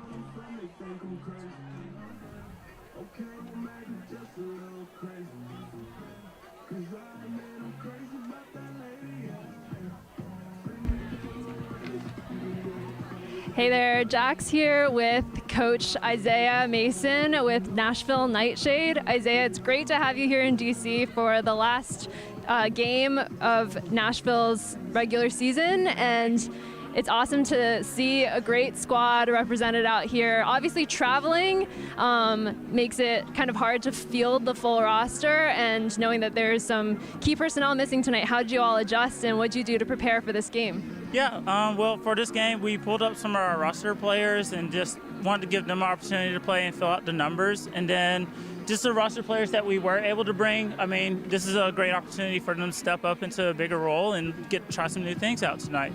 So it wasn't that big of a deal to us. We just, called up some of their friends and we're like, hey, let's go play some Ultimate. So, yeah. That's awesome, and it's so clear that you all infuse a lot of joy and spirit into your game. Knowing that you were all here to play an undefeated team, what did you tell your players to get them in the right headspace, and what did you tell them in the half to adjust for the rest of the game? A big thing this season has been visualization. So, of course, last season was rough for us. This season hasn't gone the way that we want it to, but that's just on paper. In our heads, as a team, as a program, we have been huge on the mental game of the sport and telling each other that every time we step onto the field, we want to go out and prove to ourselves as individuals and as Nightshade players this season that we are enough. We are able to compete with everybody. And yes, the score might say one thing, but we're always out here giving our best effort, and we're always out here trying to learn and grow. Well, it's very clear that Nightshade is very lucky to have you at the helm, and it's so great to chat with you tonight, and great to have you again here in the home field of DC Shadow, and excited to see the rest of the game play out. Thank you so much. Yeah, have a good one. Thanks. Back to you, Alex and Lizzie.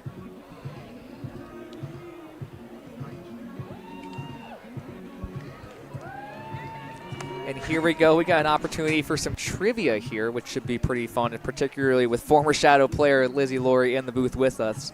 Thinking about how many games is the DC Shadow's current win streak? I mean, there's been a lot of victories so far this season. Can anybody think back in terms of previous seasons? Shadow able to win the championship last year. There's been a lot of opportunities for Shadow to be in that championship weekend of the PUL. And so when have they faced that struggle? And here we go. We're going to check in, see what the answer is. We know it's a strong number. 13 games in a row that DC Shadow have won.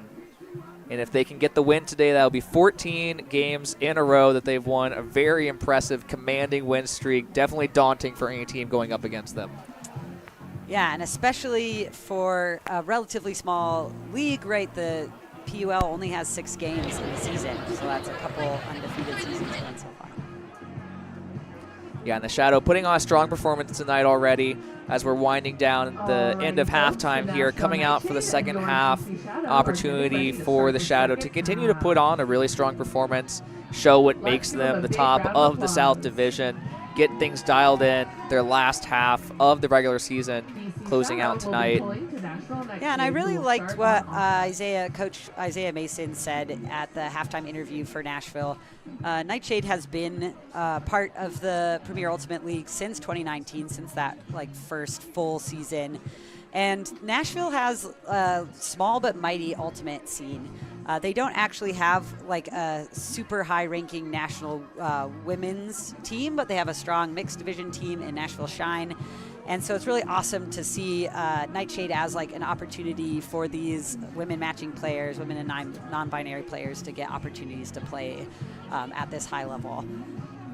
And I know a lot of the Nashville Nightshade players also living around the area, traveling to play in Nashville with the team. So a great opportunity to come together and put together, again, really competitive games throughout the course of the season, especially like the coaching staff talked to us. Some really close games like their game against Austin earlier in May, putting themselves in a position to win games, not able to capitalize so far this season, but continuing to improve and get better and find opportunities for growth. And here's the pole for the second half has just gone off. Another roller pole from the Nightshade. That's McAfee there rolling them out of bounds on the far sideline. Tyler Smith going to pick up for the DC Shadow as we get the third quarter started. Yeah, and the crowd getting back into it too. Some cheers as people file back into the stands for another half of Ultimate. There's Flores swinging it over to Onoe in the backfield. Flores open in the middle of the field. Back to Onoe on the near side. Back to Flores. Nashville once again bringing out some kind of slightly junky defense here, not necessarily opting to guard players one-to-one in every space, but rather opting to take away some big zones and try to force DC into some tricky throws. As we see there with Tyler Smith throwing one over the top, executed very well to McGuire, but some of the throws that the Nightshade might be trying to force DC into. Here's back to Smith on the far side. Fakes for another hammer, but continues to look for the easier throw. Finds Onoe in the backfield. Yeah, and you could see Flores kind of unguarded there for a while, holding her hands up on the far sideline, but Smith making maybe the more prudent decision not to throw it over the top there. And there's Smith. Back to Flores, back to Smith. Great pressure from this Nightshade D-line, not letting the DC Shadow offense, which so far tonight has done a good job utilizing the deep space, really preventing them at this moment from utilizing that deep space with this somewhat more junky zone defense. As there's a throw from McGuire back to Smith. It's just a bit of a miscommunication, a poor throw, and that's a turnover. Here's a break chance for the Nashville Nightshade. First break chance of the game as McAfee picks up the disc. Great grab there from Gilbert under some pressure in traffic. Back to McAfee. Back to Gilbert here on the near sideline. Back to McAfee, content to play catch. Able to find Sorb. Once again, a Nightshade losing some yardage, but happy to maintain possession. And looks like we have a call on the field. Looks like a timeout call from the Nightshade coaching staff, looking to capitalize on this break chance opportunity. Nightshade will maintain possession of the disc and have the opportunity here to get set up out of a timeout, maybe some new personnel if they're looking for that as well. Yeah, and that is definitely one of the advantages of a junk or a zone look, right? There were a lot of passes that Shadow was forced to throw, and you lose focus for 1 second. A little bit of misexecution there on that throw from McGuire. And we're listening in now to the Nashville. Mary back first. Let's go as it's cutting like this, next to our side. Let's do it. Let's clear out and grab for the sweep to the home side. Okay. Shadow fans, be sure to follow your favorite team. Even when you're 20 seconds offense. Get the latest updates by following us on Instagram. And so a lot of times after a timeout is called, you want a specific set of offensive players you're looking to highlight, a set play going out to try to take advantage of this opportunity. And great to hear Mog there in that huddle, clearly taking the lead, has been a leader on the field all night and all season for the Nightshade, but great to see there in the huddle as well, calling out the play, calling what she wants, and starting with the disc. And the disc is live here. Not a lot of options. Opts for a floaty one over the top. Tenson pulls it in. Great defensive play. Jackie Wong sends another one deep to Corpiden on the near cone. Elevates over the defender for a great grab, and that's a score for the DC Shadow from Jackie Wong to Corpiden. That's a hold. Yeah, and Shadow really able to prevent those initial passes that Nightshade had drawn up from their timeout there, and forces that kind of high throw that Tinson was able to snag. And then that quick attack right back from Wong, looking for Corpinen. Pretty tempting target downfield, and Corpinen able to reel it in over Mog there. Corpinen been showing off the athleticism and the prowess in the deep space this evening, adding another Sky into the books for tonight. That's a great play. Great trust from Wong, knowing you got a great receiver down there. And another great block from Tenson, able to run through as the ball is floating a bit. The receiver has to slow down. Tenson capitalizing once again to go and tack it in the air, using the height and the speed to go make a play. Yeah, and helping to get that going to get Marika her second goal of the game, along with an assist. And unfortunately for the Nashville Nightshade, a blown break opportunity there after getting an early opportunity to start the third quarter, trying to get something going. But here's the DC Shadow D-line back out on the field. Jess Sauerbier winding up to send off the pole.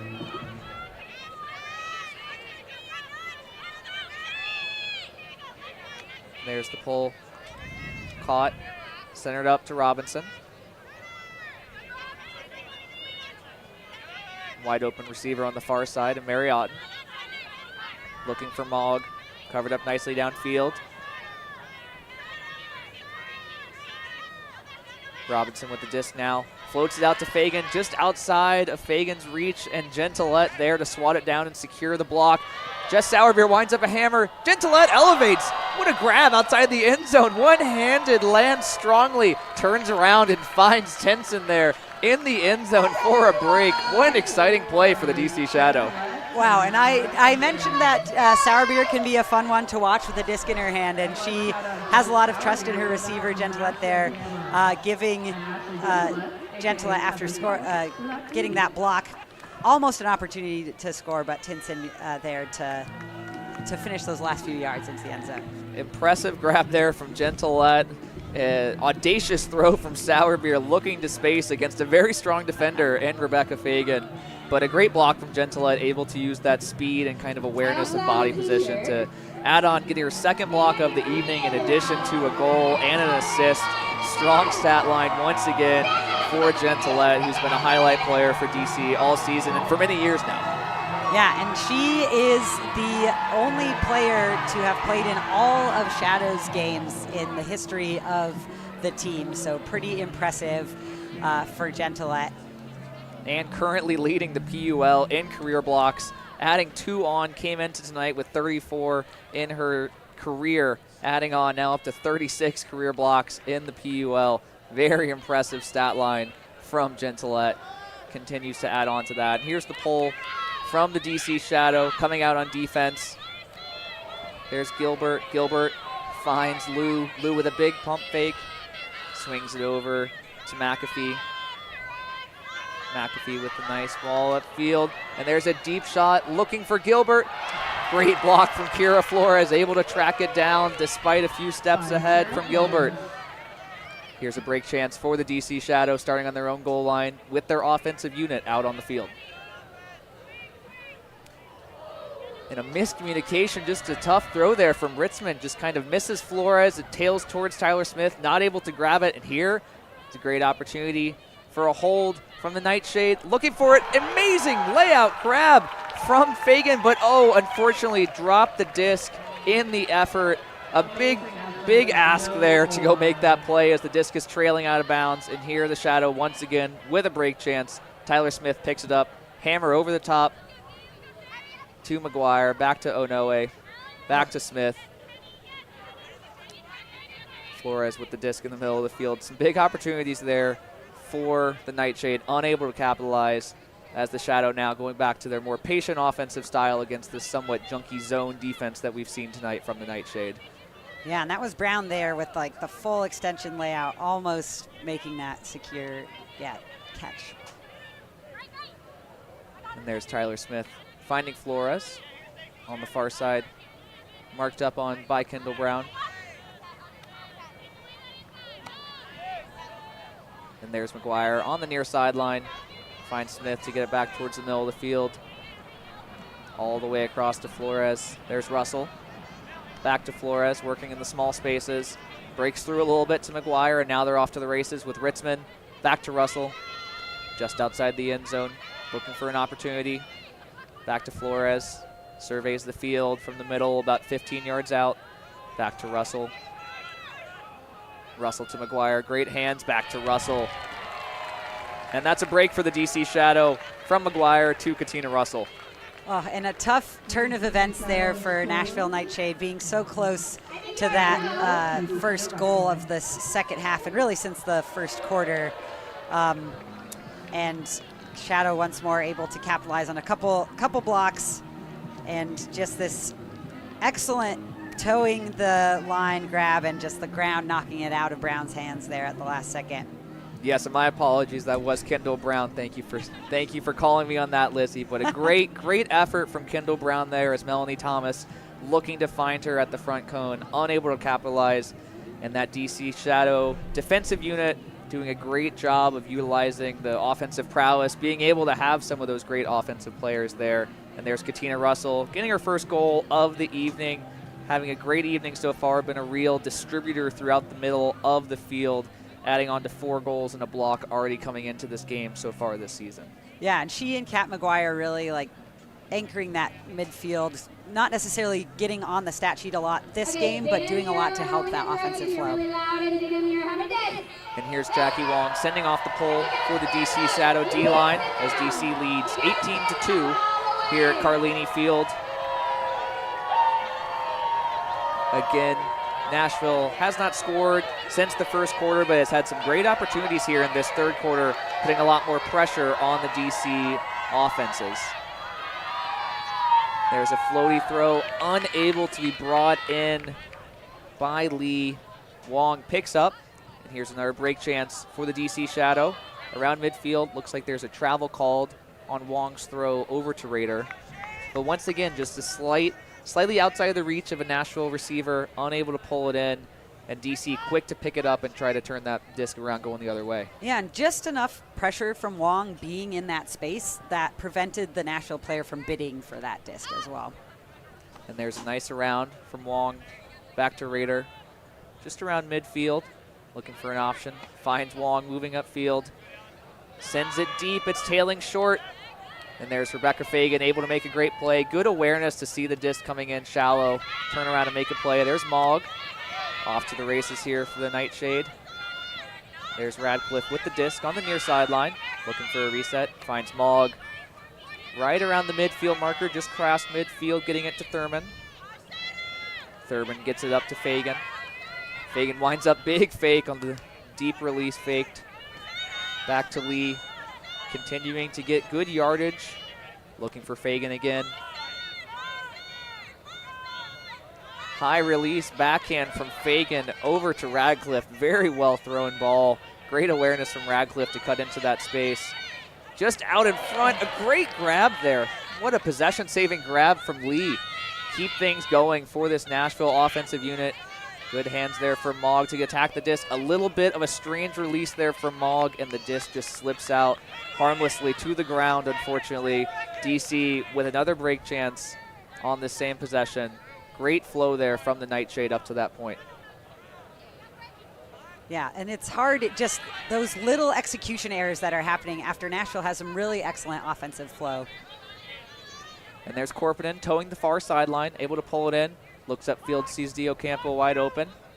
Still on the far sideline, looking for another option. Floats it around to Kyver. Kyver with a great effort to keep the toes down, unable to secure the grab, though, as the disc was trailing out of bounds. Looks like they might get to gain some yardage back on this play, but it appears there may be an injury at the moment, which is unfortunate. We hope everyone is doing well. Looks like that's number 18, Grace Robinson, stepping off the field. On comes Callie Wicklund to fill that position for the Nightshade. Off of that great grab earlier in the point, definitely takes something out of you. Yeah, and it can be hard, especially the Nightshade. I think we counted 15 on the roster for the game, and so especially as it gets longer into these games in the heat and the humidity, that can definitely take a toll. And Kyver with that near toe the line grab, but not quite, kind of a similar ground getting in the way of those possession-saving grabs on that sideline. And here's Mogg going to pick up the disc. Again, looks like they'll get to gain some yardage back as the disc floated out of bounds early and never actually came back into the field of play. Mogg winds up some big fakes, sends it around to Otten. Otten with a floaty throw over to Wicklund. Great block by Rader, undercutting the ball there. Able to get the hands up, get the block as Wicklund was looking to make a play a little bit further down the field. Nice cut from Korpinen on this break chance here for the DC Shadow. Gets the under, sends it up to Kikuchi. Looking for an option on this near sideline. Sees Rader going up line. Great throw out to space, and Rader able to chase it down, beat the defender up the line, and that is a break for the DC Shadow. Yeah, and it looked like the Nightshade defender that was in the end zone kind of tried to peel off and help, but made a safe play in terms of not running in there when Rader was running up the line. And a great throw out to space there, able to lead Rader onto it very nicely. Great throw from Kikuchi there into the end zone for a teammate, and that allows DC Shadow to take a 19-2 lead in this game with 3 minutes here left in the third quarter. Again, Rader adding on a goal to a block on that same point. Very exciting point for Sydney Rader, who's been real stalwart for the DC Shadow. D-line has also played some offensive points for them this season, been able to be slotted into different areas whenever they need someone to kind of connect the handler core to the midfield. Yeah, and adding just a very consistent presence around the disc, moving the disc, helping the offensive flow. And in ultimate, when you get a block in the goal on the same point, it's called bookends as well. So that's fun ultimate terminology for folks out there. Stacking up on the stat sheet from the front end all the way to the back end of the point, brings the bookends. Here's Jess Sauerbeer winding up for the pull. Again, DC Shadow leading 19-2 as we are here just under 3 minutes left in the third quarter. As Nashville receives the pull, Thomas centers it up to McAfee. Big windup. Looks like there was some impact on the mark. Grabbed by Korpinen. Great block from Korpinen on the floaty throw, but looks like there's some discussion between Tenson and McAfee as to whether that contact was before the throw was released or with the disc or with the arm. But great heads up from Korpinen, being able to make a play there on the disc that did not go where it was intended. and really maintaining the pivot foot through some contact there. Looks like going to the observer are going to call this a foul, demonstrating how Tenson fouled McAfee. But disc will be coming back to McAfee here, saying 1. Fresh stall count for the Nightshade. It's a nice under there to Stacy Liu. Stacy Liu looking for an option. Finds Thomas on the far sideline, really utilizing her fakes to move her mark around. Thomas, a tight one up the line, grabbed again by Tenson. Wow. Great block from Tenson once again, using that speed and length to intercept a pass that was the receiver looking to go a little further, but Tenson knew that they could take a tighter line and go make a play. And another catch block too, really making sure that there's no question that Tenson is going to get the block on those. And here's Gentilette on the far sideline, gets it back to Sourbeer. Sourbeer over to Murphy, just around midfield. Sourbeer floats it up to Korpinen. Murphy unguarded over on the far side, has the disc. Hits it around to Gentilette. Gentilette looking for an option in the middle, gesturing, asking for someone to be there. Finds Mueller. Mueller looking deep for Tenson. There's Tenson in the end zone for another break for the DC Shadow, and as we just said, that's a bookends. That's a bookends, getting the block there and the goal on this break. Great play from Cara Tenson there, once again recognizing no one's over the top of me. I'm going to go take off deep right as Mueller receives that underneath pass. Great timing from Tenson, great throw from Mueller to lead Tenson out to space, and that's 3 blocks on the evening for Tenson, as we've been shouting out, but also 2 goals on the evening for Tenson, doing a great job utilizing that timing to be really open for the throwers as they're receiving the disc. Yeah, and this is the point where, as Shadow is finding this momentum, has really been rolling since that very beginning of the game, they might be turning their sights a little bit towards what's happening 2 weeks from now in Durham, North Carolina with championship weekend, gearing up for a showdown against Indy Red in that semifinals of the Premier Ultimate League championship weekend. Yeah, definitely a lot of great opportunities left here in the third quarter and coming up in the fourth quarter for the Nightshade to be able to continue to build on the momentum they've started to put together in this third quarter, completing a lot of passes, getting further and further down the field, having some scoring opportunities. They have not yet been able to capitalize in the second half, but they've definitely put the disc in good positions as they receive the pull here. The disc is centered up to Mogg, looking for another chance for a hold, their first hold of the game since the first quarter if they can capitalize. As the disc is swung from Robinson back to Mogg, back to Robinson.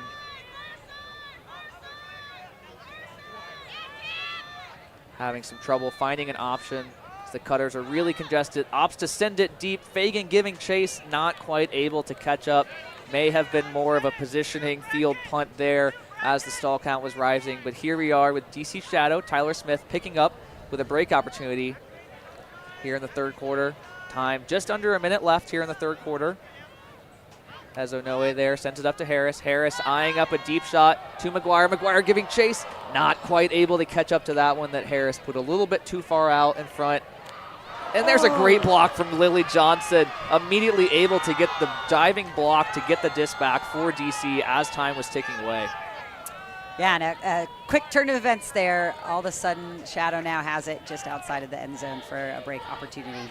And as a reminder, we see the clock ticking down here. If time expires while either team is in possession, that team will maintain possession and be able to play out their remaining possession until they turn it over or score. So DC not necessarily in a rush here as Flores floats it up to Tyler Smith. Time has expired, so this will be the last possession of the quarter.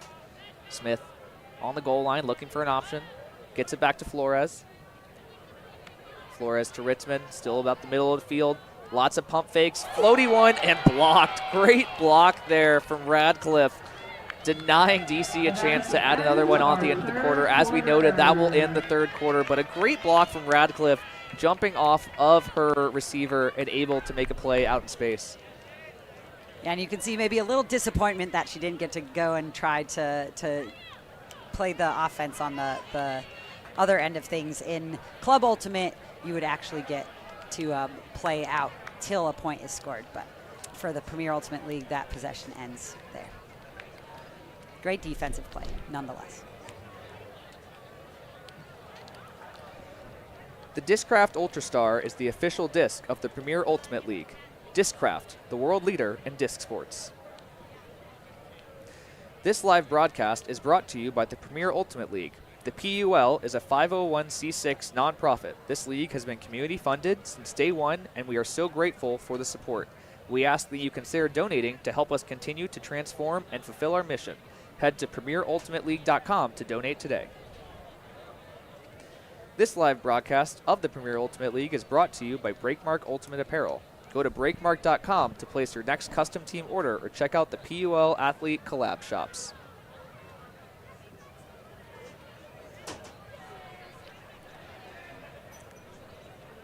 All right, we have another trivia question here. Who leads the Nashville Nightshade in blocks this season? They've had some great block getters this season. A number of people putting up some strong stats. Some that we're seeing out there tonight. Making great we just plays. had Radcliffe making that excellent play there at the end of the quarter.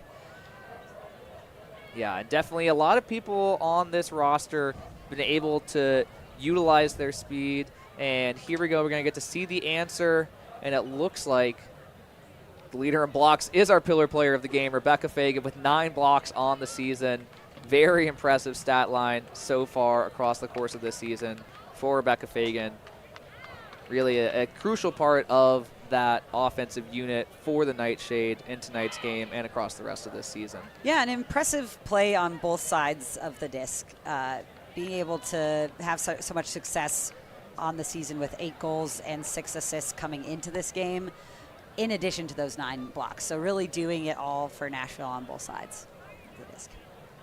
And tonight we're seeing Fagan often out in space, utilizing that speed and quickness, able to get open and get those big chunk yardage gainers for the Nightshade, which has really helped to open up their offense. Once again, Nashville, unfortunately, has not scored since the first quarter, but they've really been putting some momentum together there in the third quarter, getting closer and closer to the end zone, putting pressure on DC. If you're Nashville, what's your focus here for this last fourth quarter of play? I think a lot of it is these there's been little errors, right? That we've seen some really clean, well-executed offense, and then it might just be a slight misexecution or just a little bit of a rushed throw. And so I think for me as a coach, just saying like, hey, we have the pieces, we've shown that we've been able to work it down the field, and it's just that last little bit if we can bring together and really like find some success there in the end zone. Yeah, well, Nashville will get to start out here with the disc, receiving the disc, getting pulled to here to start the fourth quarter. Opportunity to maybe implement some of those small kind of focuses. This is be the last quarter of the regular season for both teams. End of the season here for Nashville. So hoping for some exciting moments to go out with a bang, feel good about, again, a strong third quarter that they just played, see if they can capitalize on some of that in this fourth quarter as Jackie Wong winds up to send off the pull for the Shadow.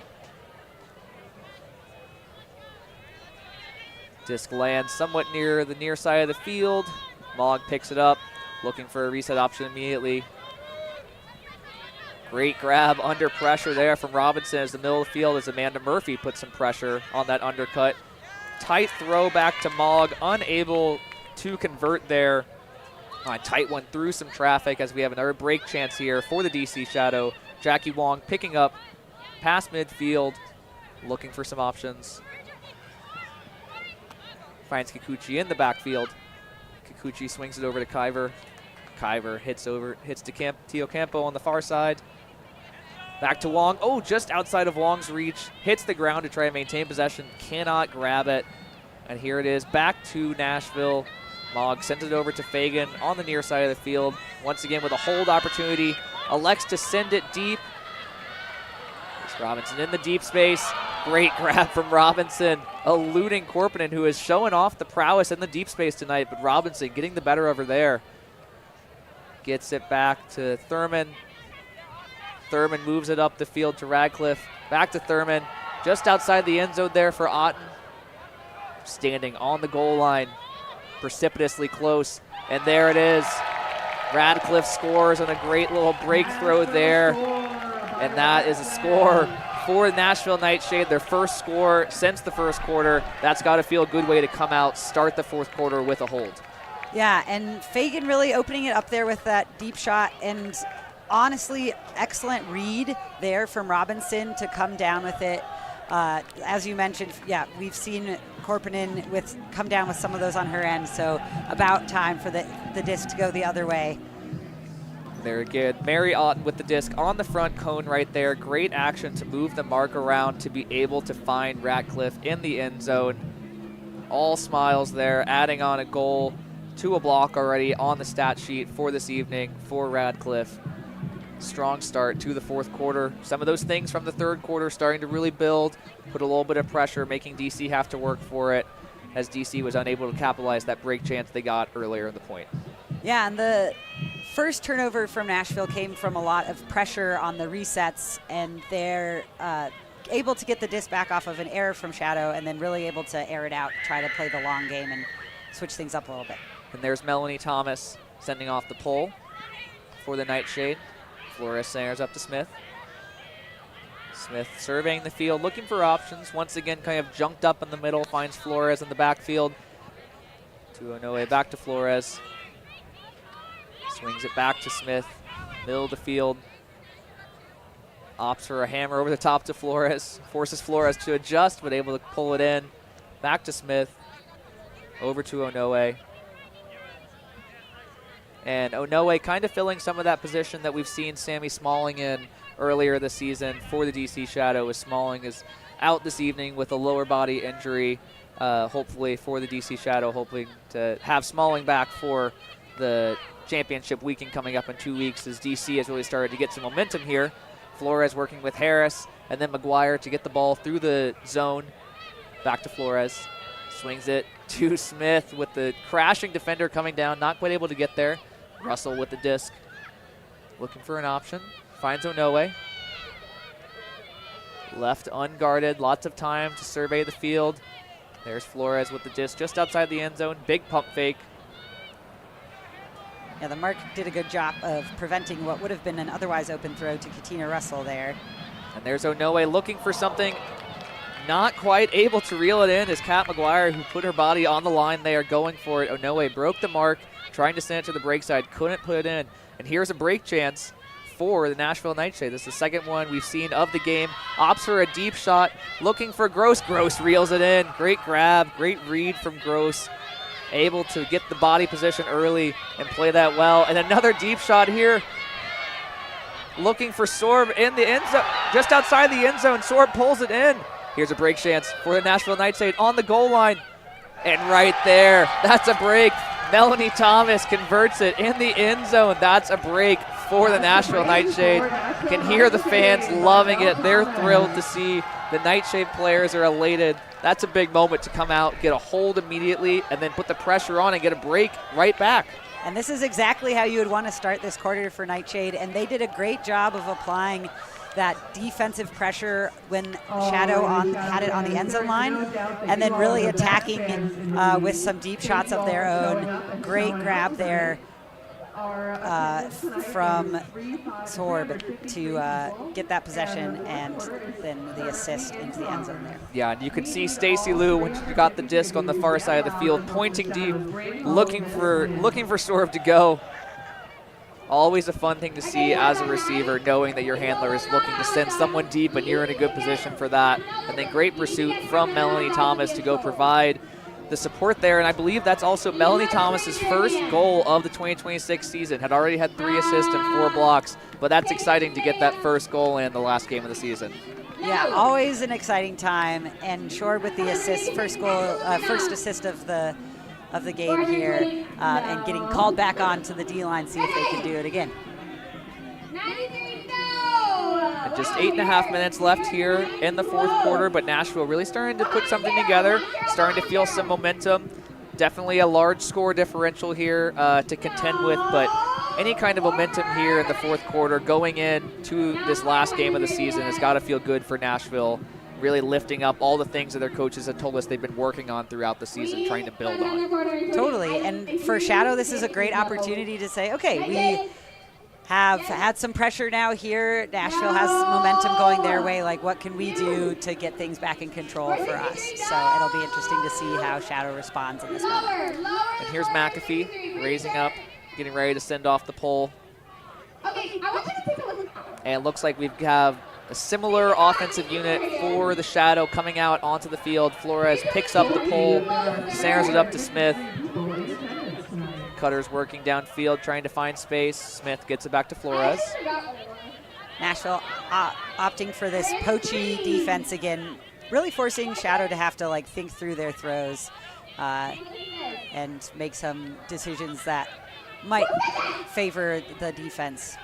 And there's Onoe working in the backfield, gets it over to Flores. Once again, Onoe, Flores, and Smith really utilizing their patience and excellent throws in the backfield to find openings as Smith starts to knife a little bit through this zone, working with Flores. Ritzman back to Flores, up to Katina Russell, back to Ritzman. Ritzman back to Smith, just outside the end zone now, right in the middle of the field. Finds Flores coming into the backfield. Smith and Flores working together. Offhand, backhand there to Smith. Ritzman gets it outside the end zone, and that's Katina Russell in the end zone for the DC hold. Nice throw there from Flores to open things up with the lefty backhand to Smith, and then nice continuation into the end zone for Katina Russell. Yeah, and Shadow for that offensive possession really going for more of that like slicing through the cup, shorter passes, less of the around loopier throws or blades that we had seen from some of their zone offensive points earlier in the game. Lot of shorter dishy passes, hard for the defense to catch up once they broke through that wall there. And there's Katina for Russell's first goal of the game. Almost had one earlier, was called back for a pick call, but excited to get on the stat sheet tonight, adding on to 4 goals and a block already from the 2026 season so far. And as you, I'm sorry, second goal of the game, I apologize. And as you mentioned, Lizzie, earlier, you know, for the Shadow, being able to kind of settle things back down, go out, play their offense after getting broken, kind of slow some of that momentum down is a great learning lesson, both for this game and for championship weekend. Yeah, and especially maintaining focus throughout the duration of 4 quarters can be hard, kind of regardless. And so this is a good opportunity for the team to kind of hone back in. Here's Jess Sourbeer, sends off the pole.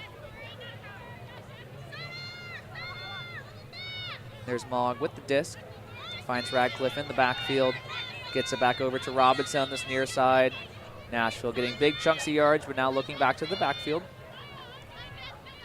Radcliffe with the disc again, looking for Mogg. Strong defense there from Kyver, preventing an easy throw. Fagan comes under. Big pump fake from Fagan. Looking for an option. Tries to get the reset off, back to Radcliffe, unable to capitalize on that, just slips through Radcliffe's fingers on a high throw. And here's a break chance for the DC Shadow. Just over 6.5 minutes left here in the 4th quarter. Sourbeer picks up about 20 yards outside the end zone on the sideline. Sourbeer swings it to the middle of the field. Jackie Wong centered up now, still about 20 yards out. Floats it over to the far side to Kikuchi. Finds Tenson. Tenson looking into the end zone. And there's Mueller in the end zone, unguarded. Great find from Tenson to swing it far wide with a zippy throw to get there before the defense could recover. Yeah, and great pressure from the Shadow defense, cutting off of Nashville's options there and generating that reset turnover, that short field turn, getting the disc closer to their end zone. And really nice work from Tinson finding Mueller there open on this near side. A great flow that we've seen kind of all night from the Shadow of being able to use the width of the field to make it difficult for the defense to cover everyone. And as we can see there, Tenson electing to add an assist onto a stat line that already included 3 goals and 3 blocks. Great game tonight for Kara Tenson, really putting on a show for the home fans in the last home game of the season for the DC Shadow. Yeah, and Tinson is a rookie on Shadow this year, and so it's fun to see her really having an opportunity to make some plays. It's always fun to see new players stepping up. And here's Jackie Wong sending off the pole for the DC Shadow. Just over 6 minutes left here in the game. Again, if you're just joining us, It was a tight game in the first quarter. Then DC went on a long string of breaks and prevented Nashville from scoring. Wow, incredible grab there on the sideline from Stacy Liu to track that one down, keep her feet in bounds on the layout. What a grab. Sends it back wide all the way over to Leah Shorb. Looking for a reset option. Gross coming into the backfield. Good hands on a high throw. Finds Thomas. Back to Gross. Looking for an option. And that's a good run-through block there from Kikuchi, able to utilize some speed and a good angle on the disc there to really undercut the receiver. Here's a break chance for the DC Shadow. Wong picking up immediately, finds Radar on the far side. Some pressure there from Gross. Radar utilizes that pressure to be able to break the mark quickly. Finds Rebecca Driver in the end zone for the DC Shadow break. Another break adding on to a long string of breaks. But once again, great grab there from Stacy Liu to track that down, keep the feet in bounds, and hold on to the disc. We've seen a lot of layout attempts near the sideline tonight that people have dropped the disc on. That's a great play to be able to hold on to that one. Yeah, incredible grab, and yeah, unfortunate turn of events for Nashville. DC getting that block, and Driver reeling in her second goal of the game to add another break to the tally for DC Shadow. Great. And Rebecca, fun fact about Rebecca Driver, she and I actually coach a high school team together in DC, the School Without Walls. So shout out School Without Walls High School. Driver has been an awesome person to coach with, so giving back to the community in that way as well. Well, I think that's probably representative really of a lot of players on both sides of these teams, is giving back to the community, able to be involved, build that youth scene, both through a coaching or just kind of a mentoring standpoint. Is really exciting to see so many young players out here in the stands cheering on their coaches and cheering on their idols. Well, and that's one of the awesome things about the Premier Ultimate League is it provides the opportunity for youth players to come and see high-level Ultimate in the cities that they live in. And with that break for the DC Shadow now, there's a pull from the Shadow. Looks like there was some kind of discussion, but play continues as Mogg snares the disc. Over to Radcliffe, back to Mogg. Throwing it out in front of Rebecca Fagan, tracks it down, winds up deep. Unfortunately, Kendall Brown had turned the other way, almost tracks it down with that track star speed, but Lily Johnson there to ensure the disc goes out of bounds safely. But we got a taste of that speed right there from Kendall Brown. Was going the other way, able to turn around and almost get back to it. But here's a break chance for the DC Shadow, starting on their own end zone line. And you can see why Fagan would be tempted to just throw it deep when you see Brown with a step or two in that space. Unfortunately, the Brown had already turned under. And here's Tyler Smith in the backfield for the Shadow, working with Ritzman, moving the disc around, looking for some openings. Back to Smith. Smith gets a big gainer up to Johnson. Johnson, not a lot of touches tonight except for in the end zone and getting blocks. Great finisher down there. Smith finds Russell. Once again, big chunks yards. Finds Smith with some movement downfield. Almost winds up deep. Elects to hold it back. Back to Russell. In the middle of the field. Katina Russell, a hard player to stay with. Does a great job of staying active. Always kind of moving and putting themselves in a good position for the next cut. As Flores finds McGuire on the near side. McGuire unmarked for the moment. Now with some pressure. Back to Flores. Flores looking for an option here just outside the end zone. Floats it up to Ritzman. Great grab from Ritzman there. She sealed at her defender and made a good play there to get the DC Shadow break to go 24-4 in this game with just over 3 minutes left. Yeah, and a great example on that point of just some of the explosiveness of the offensive cutters on Shadow. Katina Russell getting it open in the middle space there, and then in Kat Ritzman really using that burst of speed to get past her defender to the open side right there. And we've seen a lot from Tyler Smith as well tonight, working in the backfield. On that point, Ritzman as well in the backfield, heavily involved, ends up being able to go and get the goal down at the end of the point, adds on a goal to a block and 2 assists already in the evening, but very involved in this offensive unit for the DC Shadow when they've gotten the disc. Yeah, and definitely the offense has that patience. You saw Smith kind of working, holding, waiting for action to develop there. With so many excellent cutters, there's a good chance that somebody is going to get open, and really doing a good job of working it down there. And there's Jess Sourbeer sending off the pole as the Nightshade go and get ready to retrieve it. Lands just in on the far sideline as McAfee looking for Gross. Good pressure off the pole. Gross able to shake free in the backfield. Just about 20 yards outside of their own end zone. Looking for an option. Tough inside throw from Gross. Looking for Thomas on the far side. Just sails out of bounds. Unable to find that one in bounds. Tough angle to be able to complete that throw with a lot of defensive pressure on the mark. Yeah, and that was a bit of a junky kind of pole stopping play from the defense there for Shadow. So the pressure on the handlers was pretty person on person, but downfield there was a lot of switching, which makes it really hard as a thrower to find a target.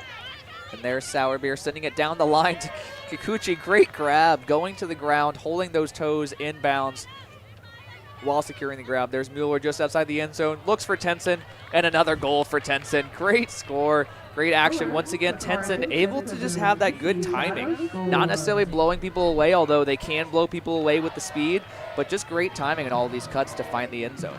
Yeah, and Kikuchi there with the amazing possession-saving grab. We've seen a lot of those toe-the-line attempts, and so it's fun to see them be successful and keep the play going. And again, that's another break for the DC Shadow. Now here with just under 2.5 minutes of the game left. That's a fourth goal for Kara Tenson. Kara Tenson, Ella Mueller really enjoying getting to play together, working well together, but adding on to a very strong stat line there for Tenson, as we are here with DC Shadow getting another break, 25-4 for the Shadow. Yeah, and it's fun to see the joy that the players have out here, and especially as you wrap up the regular season and are thinking forward. Maybe, hopefully not in this moment. The players are still focused on this game, but the team, we as fans, maybe can look forward to championship weekend in a couple of weeks, and hopefully bringing some of this excitement and energy into those games. And here's Tyler Smith lining up to send off the pole again with just under 2.5 minutes here remaining in the game. Nashville Nightshade set to receive the pole.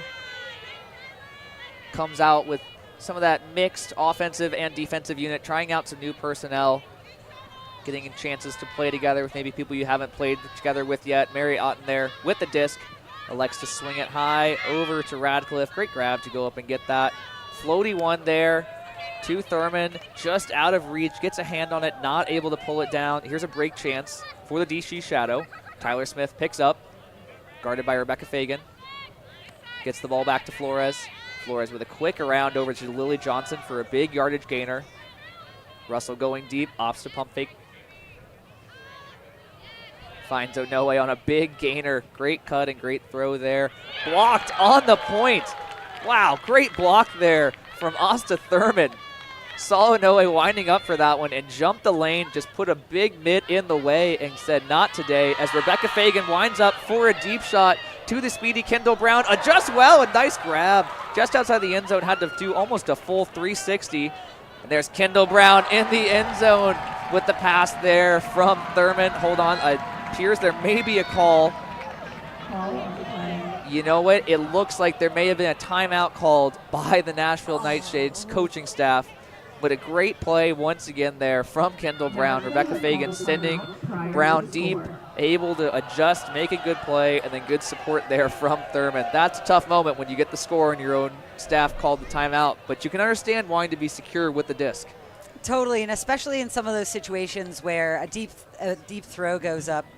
That emphatic hand block just replayed, pretty incredible from Thurman, reading the throw that Sumi Onoe wanted.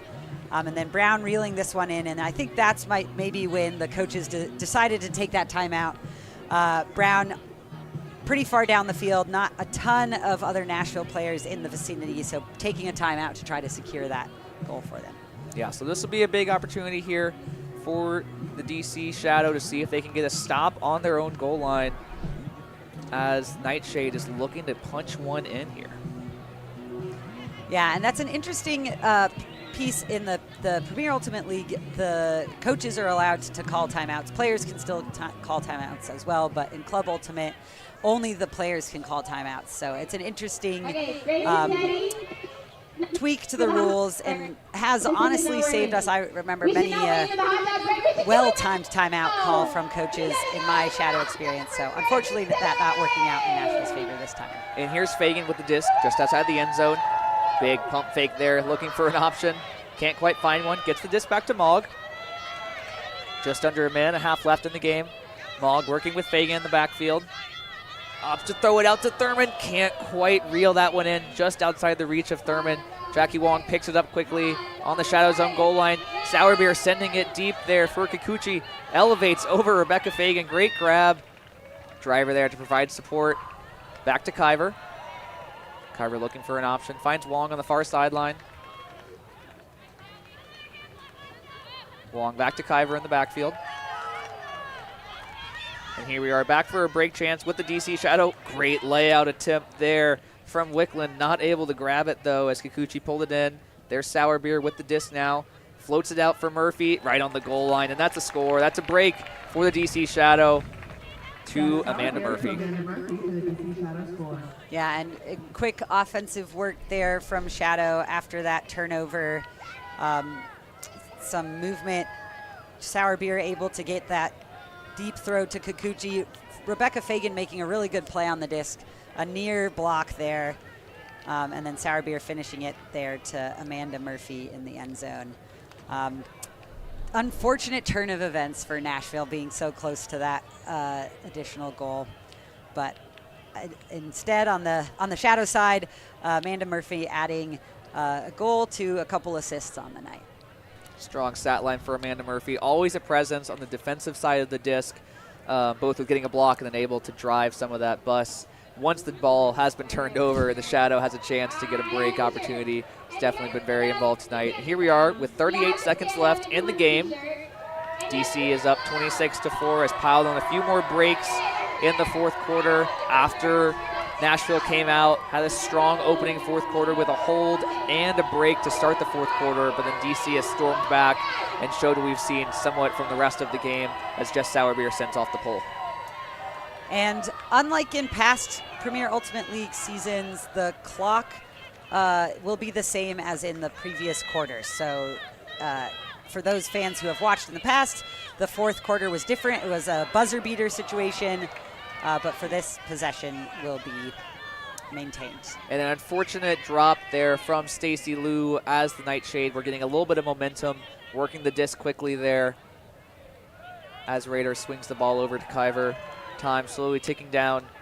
Back to Raider, looking for Sourbeer. Finds Kyver on the near sideline.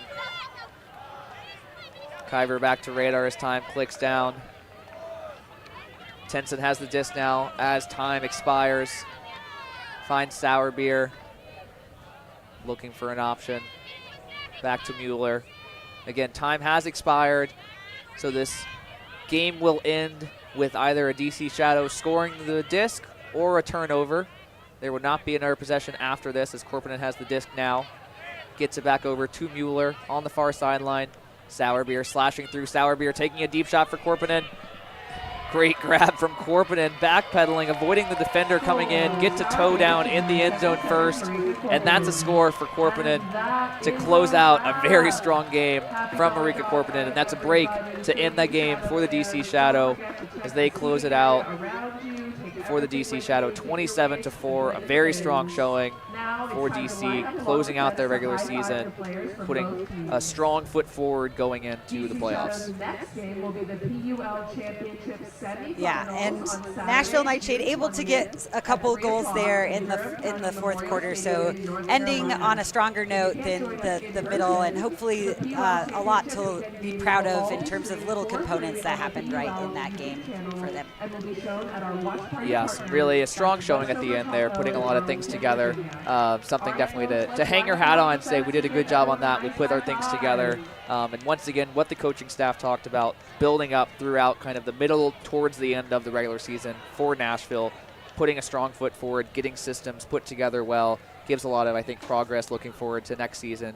for the Nightshade. But the DC Shadow season continues. They're looking forward to being in North Carolina in just 2 weeks for a semifinal against Indy Red.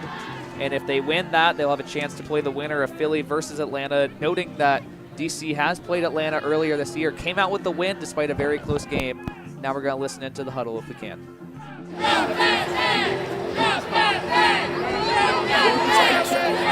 And I think there was some really good moments. I think the thing I'm most proud of is when things weren't going well. I think we really dug our cleats to the ground and got better at those areas. I think I'm really proud of that. I think not everything's going to be perfect in a game, and I think what matters is our ability to be resilient, get better at things, and push ourselves to be okay, this is not where it needs to be. And I think we did that really well. Really excited for tomorrow's practice. Right, a really good opportunity to just keep getting better, working on a lot of things in preparation for championship weekend. So come hungry, come ready to go. I know it's a lot of weekend of Frisbee for everyone, but this is our last time together as a full team doing the whole thing. So let's go and bring it. DC Shadow on 3. 1, 2, 3. DC Shadow! Shadow. Yeah, and David Maniloff with those final words to the team there. A lot to be proud of in that game, and mentioning that resilience that Shadow showed maybe after Nashville had gotten some of that momentum back, being able to turn it back up a notch and end on that series of breaks. And Nashville Nightshade ending their 2026 season with some good play, some awesome work to be proud of from individuals on this roster, and especially bringing 15 people to a game. It can be a lot of work. These Premier Ultimate League games are long, but it also can be a lot of fun because then you are out there getting the opportunity to play and really having a lot of fun with it. They brought a lot of joy out there. And saw a lot of great work tonight, particularly from Sarah Mogg, Grace Robinson, two of the captains for the Nashville Nightshade, really working well on that offensive unit, able to swing the disc a lot, get a lot of movement, being able to connect with colors downfield, obviously. Not always able to connect it into the end zone, but a lot of great work from them to keep the ball moving, and we see why they're such leaders on that Nashville team, along with Rebecca Fagan, another captain. Had a great evening, very strong showing. Maybe not all the stats that one could see from her in other games, but definitely was all over the place, putting pressure on the DC offense whenever the disc was turned over to them. Yeah, and it was fun to see there was a strong Nashville fan contingent in the stands here too, which was great. A lot of cheers going up for those scores that they did secure for themselves. So overall, a lot of good out of this game for them as well. Yeah, not a close drive at all for Nashville. But we're going to get a chance soon for our player of the game. Are we good? Tonight's player of the game is presented by our go-to realtor, Eric Fafolia, with Strong Foundations Group, a proud supporter of the DC Shadow.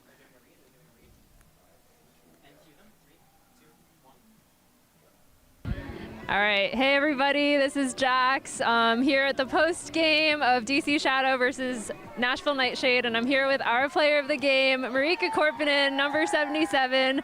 Marika, you've had such an awesome game tonight. It was 2 assists, 2 goals. You scored the last goal of the game, and you've been playing phenomenally all season. What do you do to get yourself prepared to be such a versatile and awesome player on the field every night? Thank you. I appreciate that. I mean, my focus this season has been really trying to get better at throwing, right? That's been my weakness this whole time. So I've spent a lot of time with Tyler on the team. We've been throwing a couple times a week. So I think that has really been carrying over. I feel more comfortable with the disc, and then I feel more comfortable on offense when I can actually, distribute a little bit better. Yeah, I mean, it's showing out tonight, and the 2 assists that you've notched are clearly a testament to the work that you've been putting in. In 2 weeks, you're headed down to Durham to play Indy Red. What are you going to do between now and then to get prepared for that? We got practice tomorrow morning, so we're right back into it. Got pod a couple times a week, every Wednesday. So honestly, I feel like we just have a really good chemistry on the team where people will keep showing up, like Tyler or whoever is always reaching out if we want to get more reps in. We have probably film. We've been having film once a week. Overall, I've been really just enjoying, especially this year, how I feel very prepared. The coaching staff is doing a really good job preparing us and overall, like, just high-level Ultimate where everyone's pushing us to get better. Yeah, and clearly it's an undefeated season so far. You guys are trying to go for a two-peat as champions of the PUL. And anyone you want to shout out in the stands tonight, back at home, who've helped you get this far in your Frisbee career? I mean, I think the whole DC Frisbee community, like, you look around, right, like there's people from every possible team. They show up every single time we have a home game, right? Like the crowd is amazing, the energy is here. I just love it. Like, I feel like the community is really carrying us. And yeah, so I'd just like to thank everyone in the community. Well, it's a great day to be Marika Korpinen, a bad day to be a hot dog out here on Carlini Field. Thank you so much for the interview tonight and fantastic job. Go Shadow. Thank you. Back to you, Alex and Lizzie. Thanks, Jax. Great interview there with Korpinen. Great to kind of hear some of that insight at halftime. Coach Agan talking about how driven the players are and how much they want to work. So great to hear some of that from Korpinen about how much they're working. And clearly a great showing tonight from Korpinen, really demonstrating that athletic prowess, but also really distributing with the throws as well and keeping things connected downfield.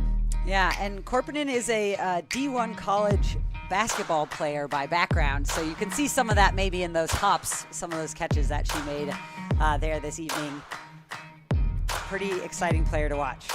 Yeah, well, we will see you next time, June 20th. Semifinals, DC versus Indy Red down in North Carolina. Going to be a lot of fun. Your DC Shadow looking to go back-to-back as PUL champs. First have to contend with the scrappy Indy Red in a fun game down there in North Carolina. We're excited for the matchup. We're excited to see DC continue another undefeated season, see how long they can go.